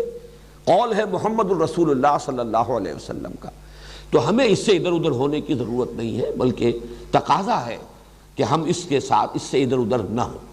باقی اپنی جگہ پر وہ کہ 7 گروپ ہیں، 7 منزلیں ہیں، یہ اپنی جگہ ہے، لیکن یہ اور خاص طور پر یہ بالاتفاق یہ جو صورت ہے سورہ ہجر، یہ تو مکی صورت ہے۔ مکی صورت میں ابھی پورا قرآن نازل کیا ہوا تھا، ابھی وہ 7 گروپ تھے ہی کہاں۔ ابھی تو یوں سمجھیے سورہ ہجر جو ہے وہ تو قرآن حکیم کی مکی صورتوں میں بھی ابتدائی دور کی مکیات میں سے ہے، اس لیے کہ یہ بالکل ابتدائی دور کی بات ہے کہ حضور کو مجنون کہا گیا۔ بعد میں تو کسی نے مجنون نہیں کہا، پھر وہ تو آغاز میں تھا خیال کہ شاید کوئی آسیب زدہ ہو گئے ہیں، کوئی جن آ گیا ہے، یہ جو کہہ رہے ہیں فرشتہ میں نے دیکھا ہے، فرشتہ آیا ہے، پتہ نہیں کوئی جن ہے جو ان کو نظر آ گیا ہے، یہ بات بالکل ابتدائی دور میں کہی گئی، بعد میں یہ باتیں نہیں رہی۔ اس اعتبار سے اس وقت وہ کہاں تھا قرآن اور کہاں اس کے وہ 7 گروپ، اس اعتبار سے ہمیں، اور میرے لیے تو اصول یہ ہے کہ جہاں ہمیں مرفوع حدیث صحیح مل جائے اس سے ادھر ادھر ہونا در حقیقت اپنے آپ کو فتنے کے خطرے میں مبتلا کرنا ہے۔ تمسک بالاسلاف جو میں نے آج کہا ہے اس میں جڑے رہنا، اور ظاہر بات ہے کہ اس میں سب سے بڑی بات تو حضور صلی اللہ علیہ وسلم کی مرفوع حدیث ہے۔ تو سب سے پہلی جو اس کی فضیلت کے لیے تو یہ حدیث جو ہے میں سمجھتا ہوں کفایت کرتی ہے۔ حضرت انس سے بھی ایک روایت ہے جو امام حاکم نے نقل کی ہے کہ حضور نے اسے افضل القرآن قرار دیا ہے، قرآن کی سب سے زیادہ فضیلت والی صورت۔ اسی طرح حضرت عبداللہ ابن عباس کا ایک قول نقل ہوا ہے کہ یہ ثلث قرآن، قرآن حکیم کے 2/3 کے مساوی ہے۔ اب دیکھیے کسی شے کی عظمت کو اور اس کے مقام اور مرتبے کو سمجھانے کے مختلف اسلوب ہو سکتے ہیں، یہ کوئی تولنے کے حساب سے نہیں ہے، لیکن حضور صلی اللہ علیہ وسلم نے اپنے ساتھیوں کو، اور ان میں آپ کو معلوم ہے کہ سب کے سب لوگ تو اس صلاحیت کے نہیں تھے کہ جو کسی چیز کی علمی قدر و قیمت کو جیسے کہ وہ ہے اس کو سمجھ سکتے کما حق ہو، ان میں وہ بھی تھے کہ جن کا اپنا فہم اور اپنی سوچ اس کا دائرہ زیادہ وسیع نہیں تھا، انہیں کوئی ایسی شے جو ہے اس کی تمثیل کی ضرورت تھی، ایسی شے سے تشبیہ اور تمثیل جو ان کی سمجھ میں آتی ہو۔ اب سورہ اخلاص کو کہا گیا ثلث قرآن، 1/3 قرآن، سورہ کافرون کو کہا گیا ربع قرآن، قرآن کا 1/4 حصہ، سورۃ الزلزال کو کہا گیا 1000 آیات کے برابر، یعنی یہ کہ سدس قرآن، قرآن کا 6واں حصہ تقریباً بن جاتا ہے۔ لیکن اس میں جو بلند ترین جو نسبت ہے وہ یہ ہے جو سورہ فاتحہ کو دی ہے حضور صلی اللہ علیہ وسلم نے، حضرت عبداللہ ابن عباس رضی اللہ تعالی عنہما سے جو منقول ہے کہ یہ ثلث قرآن یعنی 2/3 قرآن کے برابر ہے۔ چوتھی بحث جو ہے اس کے ضمن میں وہ یہ ہے کہ یہ سورہ مبارکہ نماز کا جزو لازم ہے، جزو لازم۔ چنانچہ اس کے ضمن میں وہ حدیث میں آپ کو سنا دینا چاہتا ہوں کہ جو بخاری میں بھی ہے، مسلم میں بھی ہے، ترمذی میں، ابو داؤد میں، نسائی میں وغیرہم، یوں سمجھیے کہ محدثین نے سب نے اس کو تسلیم کیا ہے، اور یہ حضرت عبادہ ابن صامت سے ہے رضی اللہ تعالی عنہ۔ وہ فرماتے ہیں کہ حضور نے ارشاد فرمایا لا صلاۃ لمن لم یقرأ بفاتحۃ الکتاب، اس شخص کی کوئی نماز نہیں جو فاتحۃ الکتاب یعنی سورہ فاتحہ نہیں پڑھتا، اس کی کوئی نماز نہیں۔ اس کا یہ مفہوم تو متفق علیہ ہے کہ سورہ فاتحہ نماز کا جزو لازم ہے، البتہ اس کے بعد اختلاف ہے، آیا جماعت کی شکل میں جب نماز ادا کی جائے تو امام کے ساتھ ہر مقتدی کا پڑھنا بھی واجب ہے یا نہیں؟ اس میں 3 آراء ہیں ہمارے ہاں، 2 انتہائی آراء ہیں، ایک درمیانی رائے ہے۔ ایک رائے جو ہمارے ہاں تو بہت ہی معروف ہے، مشہور ہے، اس لیے کہ امام ابو حنیفہ کی رائے ہے، فقہ حنفی کا بڑا اہم مسئلہ ہے، اور ہماری عظیم اکثریت جو ہے آبادی کی وہ حنفی المسلک ہے، تو وہ تو یہ ہے کہ امام کی قرات جب ہو رہی ہے، امام کے ساتھ آپ نماز پڑھ رہے ہیں، تو امام کی قرات ہی آپ کے لیے قرات ہے، آپ کو نماز نہیں پڑھنی۔ مقتدی کے لیے یہ سورہ فاتحہ جو ہے اس کا پڑھنا ضروری نہیں، بلکہ نہ صرف یہ کہ ضروری نہیں بلکہ نہ پڑھنا ضروری ہے۔ یہ انتہائی شدت ہے کہ جو حنفی مسلک میں اس بارے میں ہے، اور مثال وہ دیتے ہیں بڑی، یعنی ایک اعتبار سے تمثیل اور تشبیہ کے پہلو سے بہت یعنی معقول تشبیہ ہے کہ جب وفد کی صورت میں کہیں جائیں، کسی بڑی شخصیت کے سامنے پیشی ہو، حاضری ہو، تو کوئی ایک ہوتا ہے جو نمائندہ، وہ گفتگو کرتا ہے، باقی سب لوگ موجود ہوتے ہیں، ان کی موجودگی گویا کہ ایک طرح کی شمولیت ہے، لیکن یہ کہ گفتگو جو ہے، کوئی درخواست پیش کرنی ہے، کوئی مطالبہ رکھنا ہے، تو وہ ایک ان کا نمائندہ پیش کرتا ہے۔ اسی طریقے سے جب امام پڑھ رہا ہے تو گویا کہ مقتدیوں کی طرف سے قرات ہو گئی۔ یعنی یہ مطلب نہیں ہے کہ یہ نماز کا جزو لازم نہیں ہے، صرف یہ ہے کہ جب جماعت کی شکل میں نماز پڑھی جا رہی ہو تو سورہ فاتحہ جب امام نے پڑھ لی تو گویا کہ تمام مقتدیوں کی طرف سے بھی قرات کا حق ادا ہو گیا۔ اس کے بالکل برعکس اور دوسری انتہائی رائے جو ہے وہ امام شافعی کی ہے رحمہ اللہ، کہ جو ظاہر ہے اس کا، ویسے یہ میں عرض کر دوں کہ جو موقف ہے امام ابو حنیفہ کا اور جو حنفی مسلک ہے، اس میں ایک دلیل یہ بھی پیش کی جاتی ہے کہ قرآن حکیم میں یہ حکم ہے، اذا قرئ القرآن فاستمعوا له وانصتوا، جب قرآن پڑھا جائے تو اس کو توجہ سے سنو، پورا دھیان ادھر لگاؤ اور خود خاموش رہو۔ اگرچہ یہ دلیل جو ہے در حقیقت بنتی ہے تیسری رائے کے لیے جو میں بعد میں عرض کروں گا، لیکن اسے بھی جو حنفی المسلک لوگ ہیں وہ اپنے موقف کی دلیل کے طور پر پیش کرتے ہیں۔ اس کے بالکل برعکس ہے، وہ گویا کہ اس حدیث کے جو الفاظ ہیں اس پر مبنی ہے، ظاہر الفاظ لا صلاۃ لمن لم یقرأ بفاتحۃ الکتاب، اور حدیث یقیناً اتنی قوی ہے، اتنی مستند ہے، اپنے سند کے اعتبار سے اتنی اعلیٰ رتبے کی ہے کہ ظاہر بات ہے کہ اس سے اونچا رتبہ تو کوئی اور ہو نہیں سکتا کسی حدیث کا، سند کے اعتبار سے، روایت کے اعتبار سے۔ تو امام شافعی کی رائے یہ ہے کہ ہر نمازی مقتدی بھی پڑھے، پڑھنے کے پھر ان کے ہاں مختلف انداز ہیں، چونکہ حضور کا ایک معمول یہ بھی نقل ہوا ہے کہ آپ جب پڑھتے تھے سورہ فاتحہ جہری رکعت میں بھی، اس کے بعد تھوڑی دیر تک آپ خاموش رہتے تھے، وقفہ ہوتا تھا۔ ہم تو ہماری عادت تو یہ ہے کہ فوراً ہی کوئی جو سورت ملانی ہے یا کچھ قرآن کا حصہ پڑھنا ہے تو سورہ فاتحہ کے بعد اس کو متصل کر لیتے ہیں، لیکن حضور سے یہ ثابت ہے تھوڑا سا وقفہ، اور اس کے دوران گویا کہ مقتدی بھی جلدی سے دہرا لیں اور پڑھ لیں۔ ایک طریقہ تو یہ ہے، اور ایک یہ ہے، اور یہ بھی حضور کے معمول کے ساتھ مناسبت رکھنے والا ہے کہ آپ نماز میں سورہ فاتحہ پڑھتے تھے تو ہر آیت پر رکتے تھے۔ یہ وقفہ جو ہے یہ گویا کہ کفایت کر جاتا ہے کہ امام نے کہا الحمدللہ رب العالمین، اور اس کے بعد وہ ذرا سا وقفہ دے تاکہ مقتدی بھی الحمدللہ رب العالمین پڑھ لیں، پھر الرحمن الرحیم وقفہ دے تاکہ مقتدی بھی پڑھ لیں۔ بہرحال یہ تو ہوا اس کی جو عملی شکل ہے، لیکن اس وقت میں صرف موقف اور مسلک بیان کر رہا ہوں کہ امام شافعی کا اور شوافع کا اور حنابلہ کا یہ موقف ہے، اور چونکہ امام احمد ابن حنبل شاگرد ہیں امام شافعی کے تو تسلسل بھی ہے، اس میں یہ ہے کہ ہر مقتدی کے لیے بھی سورہ فاتحہ کا پڑھنا لازم ہے۔ معتدل مسلک ہے امام مالک کا رحمہ اللہ، امام دار الہجرہ، چونکہ وہ امام مدینہ ہے، اس اعتبار سے ان کی بات بہت سے پہلوؤں سے بہت وقیع بھی ہے۔ حدیث کا بھی سب سے پہلا مجموعہ جو ہے موطا امام مالک، یہ گویا کہ اولین مجموعہ ہے جس کو کہ فقہی جو بھی ابواب ہیں ان کی شکل میں مرتب کیا گیا۔ امام مالک کا موقف یہ ہے، اور میں اس کو کوئی باک نہیں سمجھتا اس کے بیان کرنے میں کہ میرا اپنا عمل اس پر ہے، وہ یہ ہے کہ جہری رکعت میں امام کی قرات کو توجہ سے سنو، گویا کہ عمل ہو گیا اس آیت پر، اذا قرئ القرآن فاستمعوا له وانصتوا۔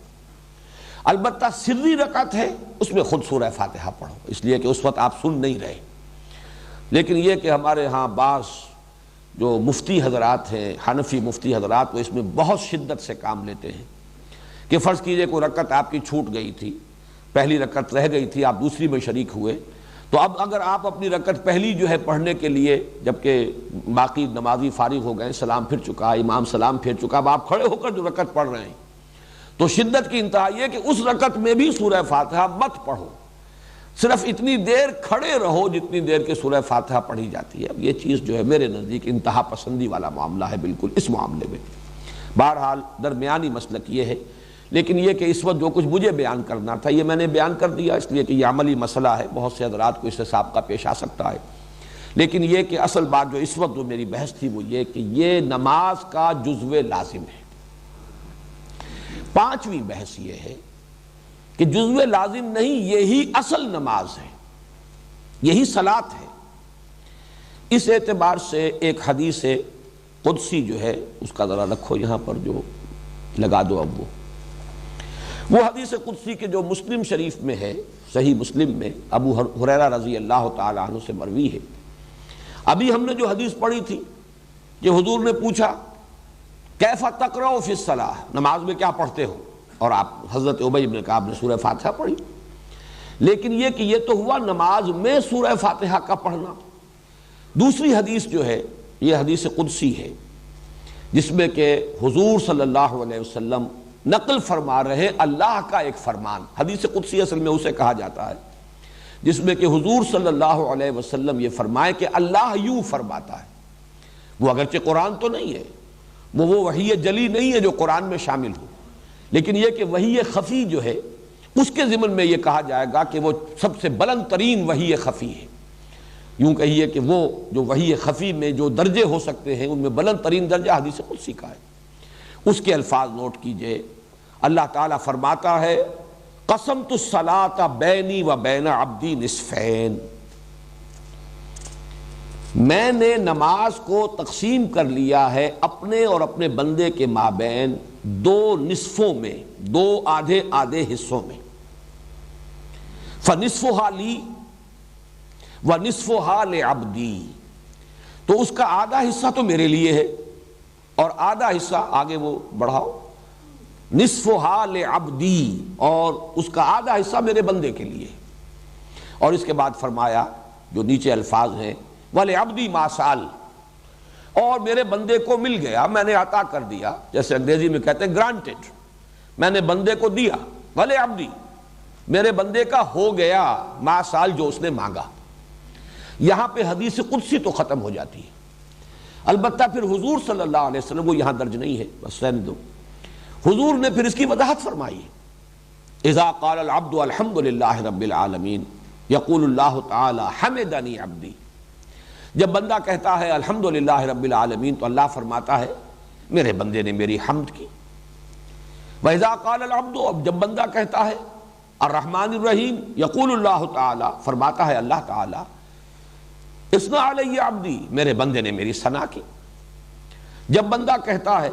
مالک یوم الدین قال اللہ تعالی، اللہ فرماتا ہے مجدنی عبدی، میرے بندے نے میری بزرگی بیان کی، میری عظمت بیان کی۔ اب یہ تین چیزیں جو ہے، تین آیات گویا کہ یہ کل کی کل اللہ کے لیے ہوئی، اللہ کی حمد، اللہ کی ثنا، اللہ کی تمجید، تحمید تمجید ثنا اللہ کے لیے۔ جب بندہ کہتا ہے ایاک نعبد و ایاک نستعین، قال اللہ تعالی، اللہ فرماتا ھذا ما بینی و بین عبدی ولعبدی ما سال، یہ میرے اور میرے بندے کے مابین ہے۔ یہاں پر آ کر گویا کہ ایک چیز جڑ گئی ہے، یہ میرے اور میرے بندے کے مابین ہے، اس لیے کہ ایاک نعبد اللہ کے لیے ہے، ایاک نستعین مدد کس کو درکار ہے، بندے کے لیے ہے، عبادت اللہ کے لیے اور مدد بندے کے لیے، استعانت کا رخ بندے کی طرف ہے، عبادت کا رخ اللہ کی طرف ہے۔ لہذا چوتھی آیت کے بارے میں فرمایا ھذا ما بینی و بین عبدی ولعبدی ما سال، اور میرے بندے کے لیے ہے جو اس نے مانگا، اس نے میری مدد چاہی اور میں نے گرانٹ کر دی، گرانٹڈ، میری مدد اس کے شامل حال رہے گی۔ اس کے بعد فرمایا وَإِذَا قَالَ الْعَبْدُ، بندہ کہتا ہے اهْدِنَا الصِّرَاطَ الْمُسْتَقِيمَ صِرَاطَ الَّذِينَ أَنْعَمْتَ عَلَيْهِمْ غَيْرِ الْمَغْضُوبِ عَلَيْهِمْ وَلَا الضَّالِّينَ، قال اللہ تعالی ھذا لعبدی ولعبدی ما سال، یہ کل کا کل میرے بندے کے لیے، اس نے مجھ سے ہدایت طلب کی ہے، اس نے مجھ سے ہدایت مانگی ہے، میں نے اس کو ہدایت دی۔ تو یہ در حقیقت بہترین تجزیہ ہے اس سورہ مبارکہ کا۔ ایک مرتبہ پھر کرو، ایک پلڑا نمایاں کر دو پہلی مرتبہ اور پھر دوسرا پلڑا، اس کو ہم انشاءاللہ تعالی اس کی کچھ فوٹو سٹیٹ بھی نکلوائیں گے اور یہ آپ حضرات کو ہم دے دیں گے بعد میں۔ اس وقت ذرا دوبارہ نوٹ کر لیجئے، دیکھیے ترازو کی شکل میں، اگرچہ ہمارے ایک دوست نے جو آرٹ کی تعلیم امریکہ سے حاصل کر کے آئے ہیں، اس سے زیادہ آرٹسٹک فارم میں بھی بنا دیا ہے اس ترازو کو، لیکن یہ زیادہ سمجھ میں آنے والی بات شاید عام لوگوں کی زیادہ نزدیک ہو. ذرا پہلا پڑھا رکھو نا, ادھر لاؤ. دیکھیے یہ جو ترازو کی ڈنڈی ہے اس کے درمیان میں یہ واو لگا ہوا ہے اوپر. یہ گویا کہ اس ترازو کی مٹھ جس کو کہ پکڑا جاتا ہے, ترازو کو جس سے پکڑا جاتا ہے, جس سے وہ ہینگ کرتی ہے. اس کے ادھر وہ آدھا حصہ ہے ڈنڈی کا ایاک نعبد, اور اس کے ساتھ وہ 3 زنجیروں سے پلڑا ہے. یہ 3 آیات ہیں, الحمدللہ رب العالمین الرحمن الرحیم مالک یوم الدین. ابھی ادھر ہی رکھو نا, کہاں لے کے جا رہے ہو, ذرا اور اوپر کرو اس کو. یہ نصفہا لی, اسی لیے اس ترازو میں آپ نے دیکھا کہ ان تینوں آیات کو میں نے لکھوایا ہے نیچے سے اوپر کی طرف. ان کا رخ کدھر ہے؟ یہ تینوں آیات جا کر جڑتی ہیں ایاک نعبد. ان تینوں آیات کا منطقی نتیجہ یہ ہے الحمدللہ رب العالمین الرحمن الرحیم مالک یوم الدین. ان تینوں کا منطقی نتیجہ ایاک نعبد. اے اللہ ہم تیری ہی بندگی کرتے ہیں, تجھ ہی سے مدد مانگتے ہیں, نہیں تیری ہی بندگی کرتے ہیں اور کریں گے. اب دوسرا پڑھنا لاؤ, وَإِيَّاكَ نَسْتَعِينُ, اور ہم تجھ ہی سے مدد چاہتے ہیں اور تجھ ہی سے مدد چاہتے رہیں گے. اس کی پھر آیات میں نے لکھوائی ہیں اوپر سے نیچے کی طرف, اس لیے کہ یہ اس کی تشریح اور تفصیل ہے. اب اهدنا الصراط المستقیم صراط الذین انعمت علیہم غیر المغضوب علیہم ولا الضالین. یہ 3 زنجیریں ہیں جن سے یہ جو استعانت والا پلڑا ہے اور ہدایت طلب کرنے والا پلڑا ایاک نستعین کے ساتھ منسلک ہے. اب دوبارہ غور کیجئے جو اس کے اوپر عنوان ہم نے قائم کیا ہے, حضور کی نقل کردہ حدیث قدسی, اللہ تعالیٰ کا فرمان قسمت الصلاۃ بینی و بین عبدی نصفین, میں نے تقسیم کر دیا ہے نماز کو اپنے اور اپنے بندے کے مابین آدھا آدھا, 2 نصف. اور اس قدر مکمل تقسیم ہے یہ کہ واو درمیان میں ہے اور اس واو کے ساتھ ایک ڈنڈی کا ایک سائڈ, ڈنڈی کا دوسرا سائڈ, ایاک نعبد و ایاک نستعین. اور یہ 3 آیات الحمدللہ رب العالمین الرحمن الرحیم مالک یوم الدین اور ایاک نستعین کے ساتھ اہدنا الصراط المستقیم صراط الذین انعمت علیہم غیر المغضوب علیہم ولا الضالین. بس ایک فرق نوٹ کیجئے کہ یہ جو دعا ہے اصل نماز, اس لیے کہ نماز کا اصل مفہوم کیا ہے. نماز کے بارے میں یہ تھوڑی سی وضاحت میں کر دوں. صلاۃ کا لفظ جو ہے اس کا لغوی مفہوم تو ہے سب سے زیادہ حرارت حاصل کرنا, آگ تاپنا. اس سے اصل مقصود کیا ہے یہ میں پھر کبھی اس کو کسی اور موقع پر تفصیل سے عرض کروں گا. اس وقت ہمارے مضمون سے یہ بات ذرا زیادہ ہٹ جائے گی. لیکن اس سے جو مراد لیا گیا ہے صلاۃ سے, الصلاۃ والدعاء, یا صلاۃ کے معنی ہے متوجہ ہونا. اور یہ صلاۃ کا لفظ دونوں طرف استعمال ہوگا. بندہ متوجہ ہوتا ہے اللہ کی طرف تو دعا, درخواست, اپنے لیے کچھ مانگنے کے لیے. لہذا بندے کی طرف سے جب صلاۃ کا لفظ آئے گا تو دعا اور کچھ طلب کرنا, درخواست پیش کرنا. بندہ جب متوجہ اللہ جب متوجہ ہوتا ہے بندے کی طرف, عنایت, شفقت, رحمت, یہ عنایت, شفقت اور رحمت یہ اللہ کی صلاۃ ہے. اور دعا اور اللہ سے درخواست کرنا اور مانگنا یہ بندے کی صلاۃ ہے. اسی لیے صلاۃ علی کا لفظ آئے گا,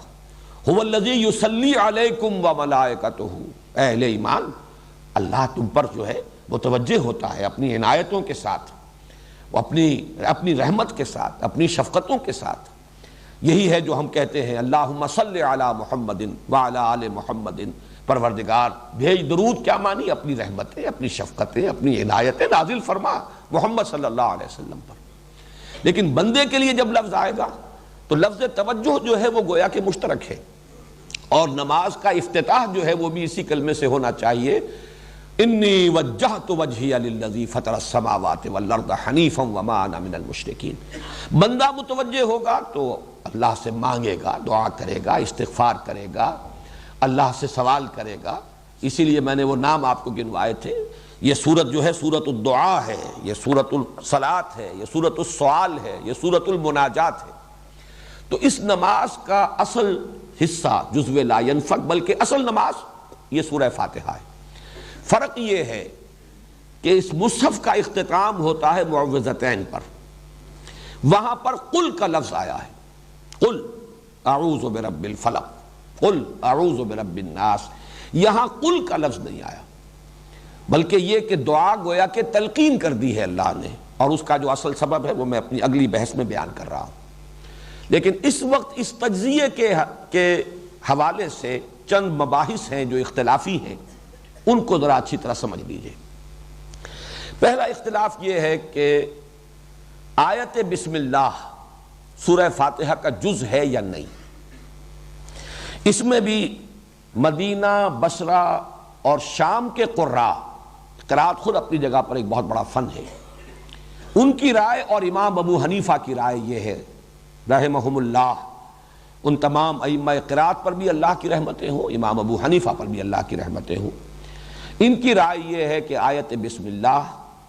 صرف سورۃ النمل کا جز ہے، جہاں حضرت سلیمان علیہ السلام نے جو خط لکھا تھا ملکہ سبا کو، اس میں انہو من سلیمان و انہو بسم اللہ الرحمن الرحیم، باقی کسی سورت کا یہ جز نہیں ہے، سورہ فاتحہ کا بھی جز نہیں ہے اور کسی سورت کا جز نہیں ہے، یہ صرف تبرک کے طور پر یا سورتوں میں فصل کرنے کے لیے یہ سورت جو ہے مصحف میں درج کی جاتی ہے، یہ آیت بسم اللہ، لہذا اس کی گنتی بھی نہیں ہوگی، شمار میں بھی اس کو بار بار نہیں لایا جائے گا، اور کسی بھی سورت کا یہ جز نہیں ہے، سوائے سورہ توبہ کے ہر سورت سے پہلے یہ صرف تبرک کے طور پر اور ایک علامت کے طور پر کہ یہاں ایک سورت ختم ہو گئی دوسری سورت شروع ہو رہی ہے تو درمیان میں یہ آیت درج کر دی جاتی ہے، ورنہ یہ کسی بھی سورت کا جز نہیں۔ یہ رائے ہے مدینہ، بصرہ اور شام کے قراء کی، اور یہی رائے ہے امام ابو حنیفہ رحمہ اللہ کی۔ دوسری رائے اس کے بالکل برعکس مکہ اور کوفے کے قراء اور ائمہ اربعہ میں سے امام شافعی کی رائے یہ ہے کہ یہ ہر سورت کی جزو ہے، چنانچہ سورہ فاتحہ میں بھی اس آیت بسم اللہ کو شامل کیا جائے گا۔ یہی وجہ ہے کہ آپ نے دیکھا ہوگا کہ ہمارے ہاں جو مسلک سلفی مسلک ہے اہل حدیث حضرات، وہ جب جہری رکعت میں کوئی امام قرات کرتا ہے تو آیت بسم اللہ کو بھی وہ بلند آواز سے پڑھتا ہے۔ عام طور پر حنفی جو ہے اس کو پڑھتے ہیں شروع کی پہلی رکعت میں، لیکن یہ کہ وہ اخفاء کے ساتھ پڑھتے ہیں، لیکن یہ کہ ان حضرات نے چونکہ وہ اسے سمجھتے ہیں کہ یہ اس سورہ مبارکہ کا جزو لازم ہے، لہذا وہ جب جہری قرات شروع کریں گے تو بسم اللہ الرحمن الرحیم الحمدللہ رب العالمین الرحمن الرحیم، یہ صرف اختلاف جو ہے میں اس لیے بیان کر رہا ہوں کہ اس کی جو اصل بنیاد ہے آپ پر واضح ہو جائے، ورنہ ان چیزوں کی قطعاً کوئی اہمیت نہیں، لیکن یہ کہ علمی طور پر یہ مسئلہ جان لیجئے۔ میری رائے اس میں امام ابو حنیفہ کی رائے کے ساتھ ہے، یہ سورہ فاتحہ کا جز نہیں ہے، اور مجھے اس پر جو انشراح حاصل ہوا ہے وہ اس حدیث قدسی سے حاصل ہوا ہے، قسمت الصلاۃ بینی و بین عبدی نصفین، وہاں تو بات شروع ہو رہی ہے الحمدللہ رب العالمین سے، اس میں بسم اللہ کا پہلے ذکر ہے ہی، اس اعتبار سے پورا انشراح صدر ہے مجھے کہ آیت بسم اللہ سورہ فاتحہ کا جز نہیں ہے، سورہ فاتحہ شروع ہوتی ہے الحمدللہ رب العالمین سے۔ دوسرا جو اختلاف ہے وہ اس سورہ مبارکہ کی تعداد آیات کے بارے میں ہے، تقریباً اس پر اجماع ہے اور اس حدیث کی وجہ سے اجماع ہو جائے گا لا محالہ، سبع من المثانی یہی ہے، تو جب سبع من المثانی یہ ہے تو 7 آیتیں ہیں اس کی، اس میں کسی شک و شبے کی گنجائش نہیں رہی، لیکن میں آپ کو صرف یہ چونکہ شاذ آراء بھی موجود ہیں لہذا وہ بتا رہا ہوں، بعض لوگوں کے نزدیک 6 آیات بھی ہیں، وہ آخری جو 2 آیات ہم سمجھتے ہیں عام طور پر صراط الذین انعمت علیہم غیر المغضوب علیہم ولا الضالین سے ایک ہی آیت شمار کرتے ہیں، تو گویا کہ اب وہ 7 کی بجائے 6 رہ گئی۔ ان میں سے بعض حضرات وہ ہیں کہ جو ان دونوں آیتوں کو ایک شمار کرتے ہیں لیکن آیت بسم اللہ کو شامل کر لیتے ہیں، پھر 7 ہو گئی۔ آیت بسم اللہ الرحمن الرحیم ایک آیت، اس کے بعد الحمدللہ رب العالمین دوسری آیت، یوں اگر شمار کریں گے تو آخری 2 آیتیں جو ہیں ان کو اگر ایک شمار کر لیا جائے صراط الذین انعمت علیہم غیر المغضوب علیہم ولا الضالین، تو پھر تعداد وہی 7 رہ جائے گی۔ بعض حضرات یہ جو درمیان والی آیت ہے، یہ جو ڈنڈی ہے اس ترازو کی، اور اس میں یہ بات نظر آ رہی ہے کہ یہ 2 مکمل جملوں پر مشتمل ایک آیت ہے، ایاک نعبد مکمل جملہ ہے، ایاک نستعین مکمل جملہ ہے، درمیان میں حرف عطف ہے۔ بعض حضرات اس کو 2 آیتیں شمار کرتے ہیں، اب 2 آیتیں شمار کر کے پھر اس کی تعداد جو ہے 8 بن جائے گی، اور جو حضرات آیت بسم اللہ کو بھی شامل کریں گے اور اس کے بھی 2 آیتیں مانیں گے ان کے نزدیک تعداد 9 چلی جائے گی۔ یہ ہے شاذ آراء، 6 8 9، لیکن تقریباً اجماع ساتھ پر ہے۔ اور میرے نزدیک یہ حدیث قدسی معین کر رہی ہے، یہ دونوں آیتیں جو ہیں، یہ جو درمیان کی چوتھی آیت ھذا ما بینی و بین عبدی، یہ تو در حقیقت انٹر لاکنگ ہے۔ یہ تو یہ لفظ استعمال میں کر رہا ہوں، اگرچہ یہ لفظ اللہ کی ذات کے ساتھ استعمال کرنا مناسب نہیں ہے، تشبیہ سمجھ لیجئے، بلا تشبیہ بلا تمثیل، یہ مصافحہ ہو رہا ہے بندے کا پروردگار کے ساتھ۔ جیسے بیعت ہوتی ہے مصافحہ ہوتا ہے، اور جیسے قرآن مجید میں آیا ہے کہ اے نبی جو لوگ آپ سے بیعت کر رہے ہیں ان الذین یبایعونک انما یبایعون اللہ ید اللہ فوق ایدیہم، جو لوگ آپ سے بیعت کر رہے ہیں حقیقت میں وہ اللہ سے بیعت کر رہے ہیں، اور اللہ کا ہاتھ ان کے ہاتھ کے اوپر ہے، وہ غیر مرئی ہاتھ ہے، نظر نہیں آتا، لیکن یہ کہ در حقیقت یہ مصافحہ ہے بندے کا اپنے رب کے ساتھ، ایاک نعبد و ایاک نستعین، معاہدہ ہے یہ، مصافحہ معاہدہ، یہ در حقیقت یہ ایک ہی وزن پر باب مفعلہ کے یہ مصدر ہے، یہ معاہدہ۔ اسی لیے کس قدر پیارے الفاظ ہیں حدیث قدسی کے، ھذا ما بینی و بین عبدی۔ معاہدے کے اندر دو چیزیں ہوتی ہیں، دو فریق، بندے کا عہد یہ ہے کہ ایاک نعبد، اور اللہ کی طرف سے وعدہ یہ ہے ہدایت میرے ذمے، ان علینا للہدی و ان لنا للآخرۃ والاولی، ہدایت دینا ہمارے ذمے ہے، یہ وعدہ اللہ نے کیا، اور یہ گویا کہ ھذا ما بینی و بین عبدی ولعبدی ما سأل، اور دیا میں نے اپنے بندے کو جو اس نے مانگا، جو اس نے سوال کیا۔ اس اعتبار سے صحیح بات یہی ہے کہ یہ درمیانی آیت ایک ہی ہے، ایاک نعبد و ایاک نستعین، اور تقسیم صحیح اسی طرح ہوتی ہے، پہلی تین آیات، اس سے پہلے آیت بسم اللہ کو شامل کر لیجئے، وہ 4 بن جائیں گی، وہ برابر کے 2 حصوں میں تقسیم ناممکن ہو جائے گی۔ وہ 3 آیتیں ہیں جیسے کہ وہ 3 لڑیوں کی شکل میں نظر آئیں، الحمدللہ رب العالمین الرحمن الرحیم مالک یوم الدین، ایاک نعبد ایاک نستعین اہدنا الصراط المستقیم صراط الذین انعمت علیہم غیر المغضوب علیہم ولا الضالین۔ تو یہ جو تجزیہ ہے اس سورہ مبارکہ کا اس حدیث قدسی کے حوالے سے، تو بہت سے یہ مختلف فی مسائل، ویسے یہ کہ اس کے لیے دلائل اور استدلال ادھر سے ادھر سے کیے جائیں تو بحث الجھ جائے گی۔ میں سمجھتا ہوں کہ اس حدیث قدسی نے ان تمام مسائل کے حق میں، ان کے ضمن میں قول فیصل ہمیں عطا فرما دیا ہے کہ جس پر پورا انشراح جو ہے ہمیں حاصل ہو سکتا ہے۔ ایک بات اور نوٹ کر لیجئے، میرا تو ارادہ تھا اصل مضمون آج مزید جو ہے شروع کرنے کا، کہ اس کا اصل مضمون ہے کیا۔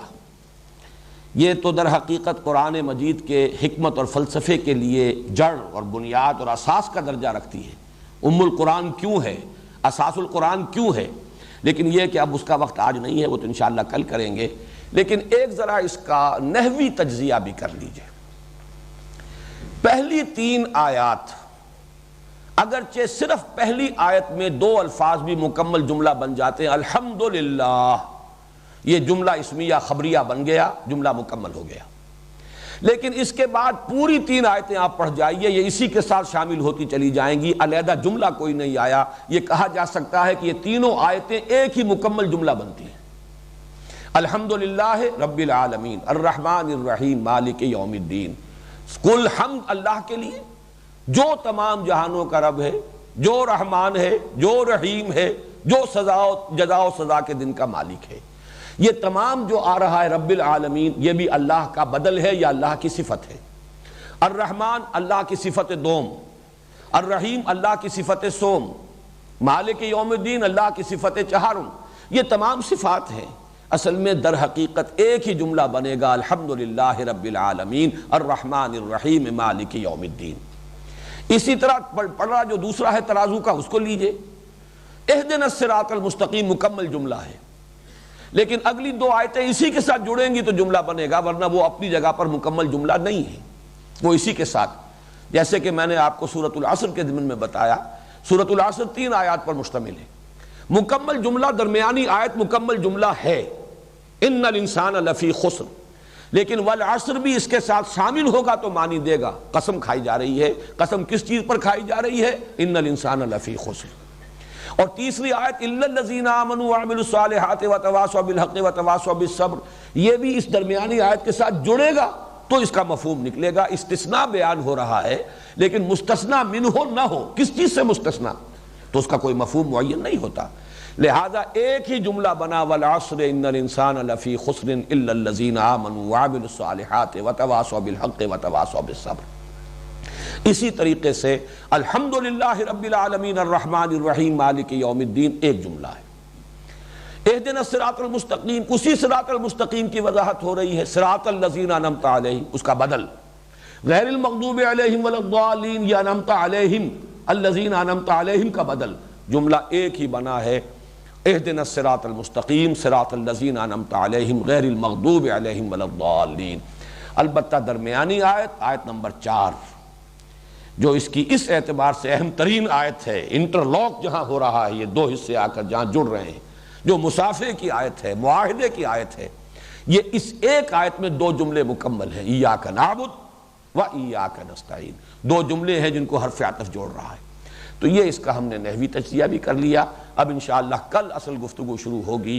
اس سورہ فاتحہ کا اصل مضمون کیا ہے اور اس کا اصل میں کلید اس کی کیا ہے۔ ہمیں معین کرنا چاہیے کہ اس سورت کا اصل مخاطب ہے کون، بلکہ قرآن مجید کے اصل مخاطب کون ہے۔ یہ ایک نئے عنوان سے اور نئے انداز میں انشاءاللہ کل گفتگو ہوگی، اور یہ حکمت قرآنی کے لیے ایک بہت بڑی کلید ہے۔ اس کو اس انداز میں نے آج سے پہلے کبھی بیان نہیں کیا، اس کی طرف ذہن انہی دنوں میں جبکہ میں غور کر رہا تھا، یہ دور ثانی جو شروع کر رہے ہیں تو انسانی ذہن جو ہے وہ کام کرتا رہتا ہے، تو اس بات کی طرف ذہن منتقل ہوا اصل مخاطب قرآن کے کون ہیں۔ اس کو معین کر لیں تو قرآن مجید کی حکمت اور فلسفے کے بہت سے پہلو جو ہیں وہ روشن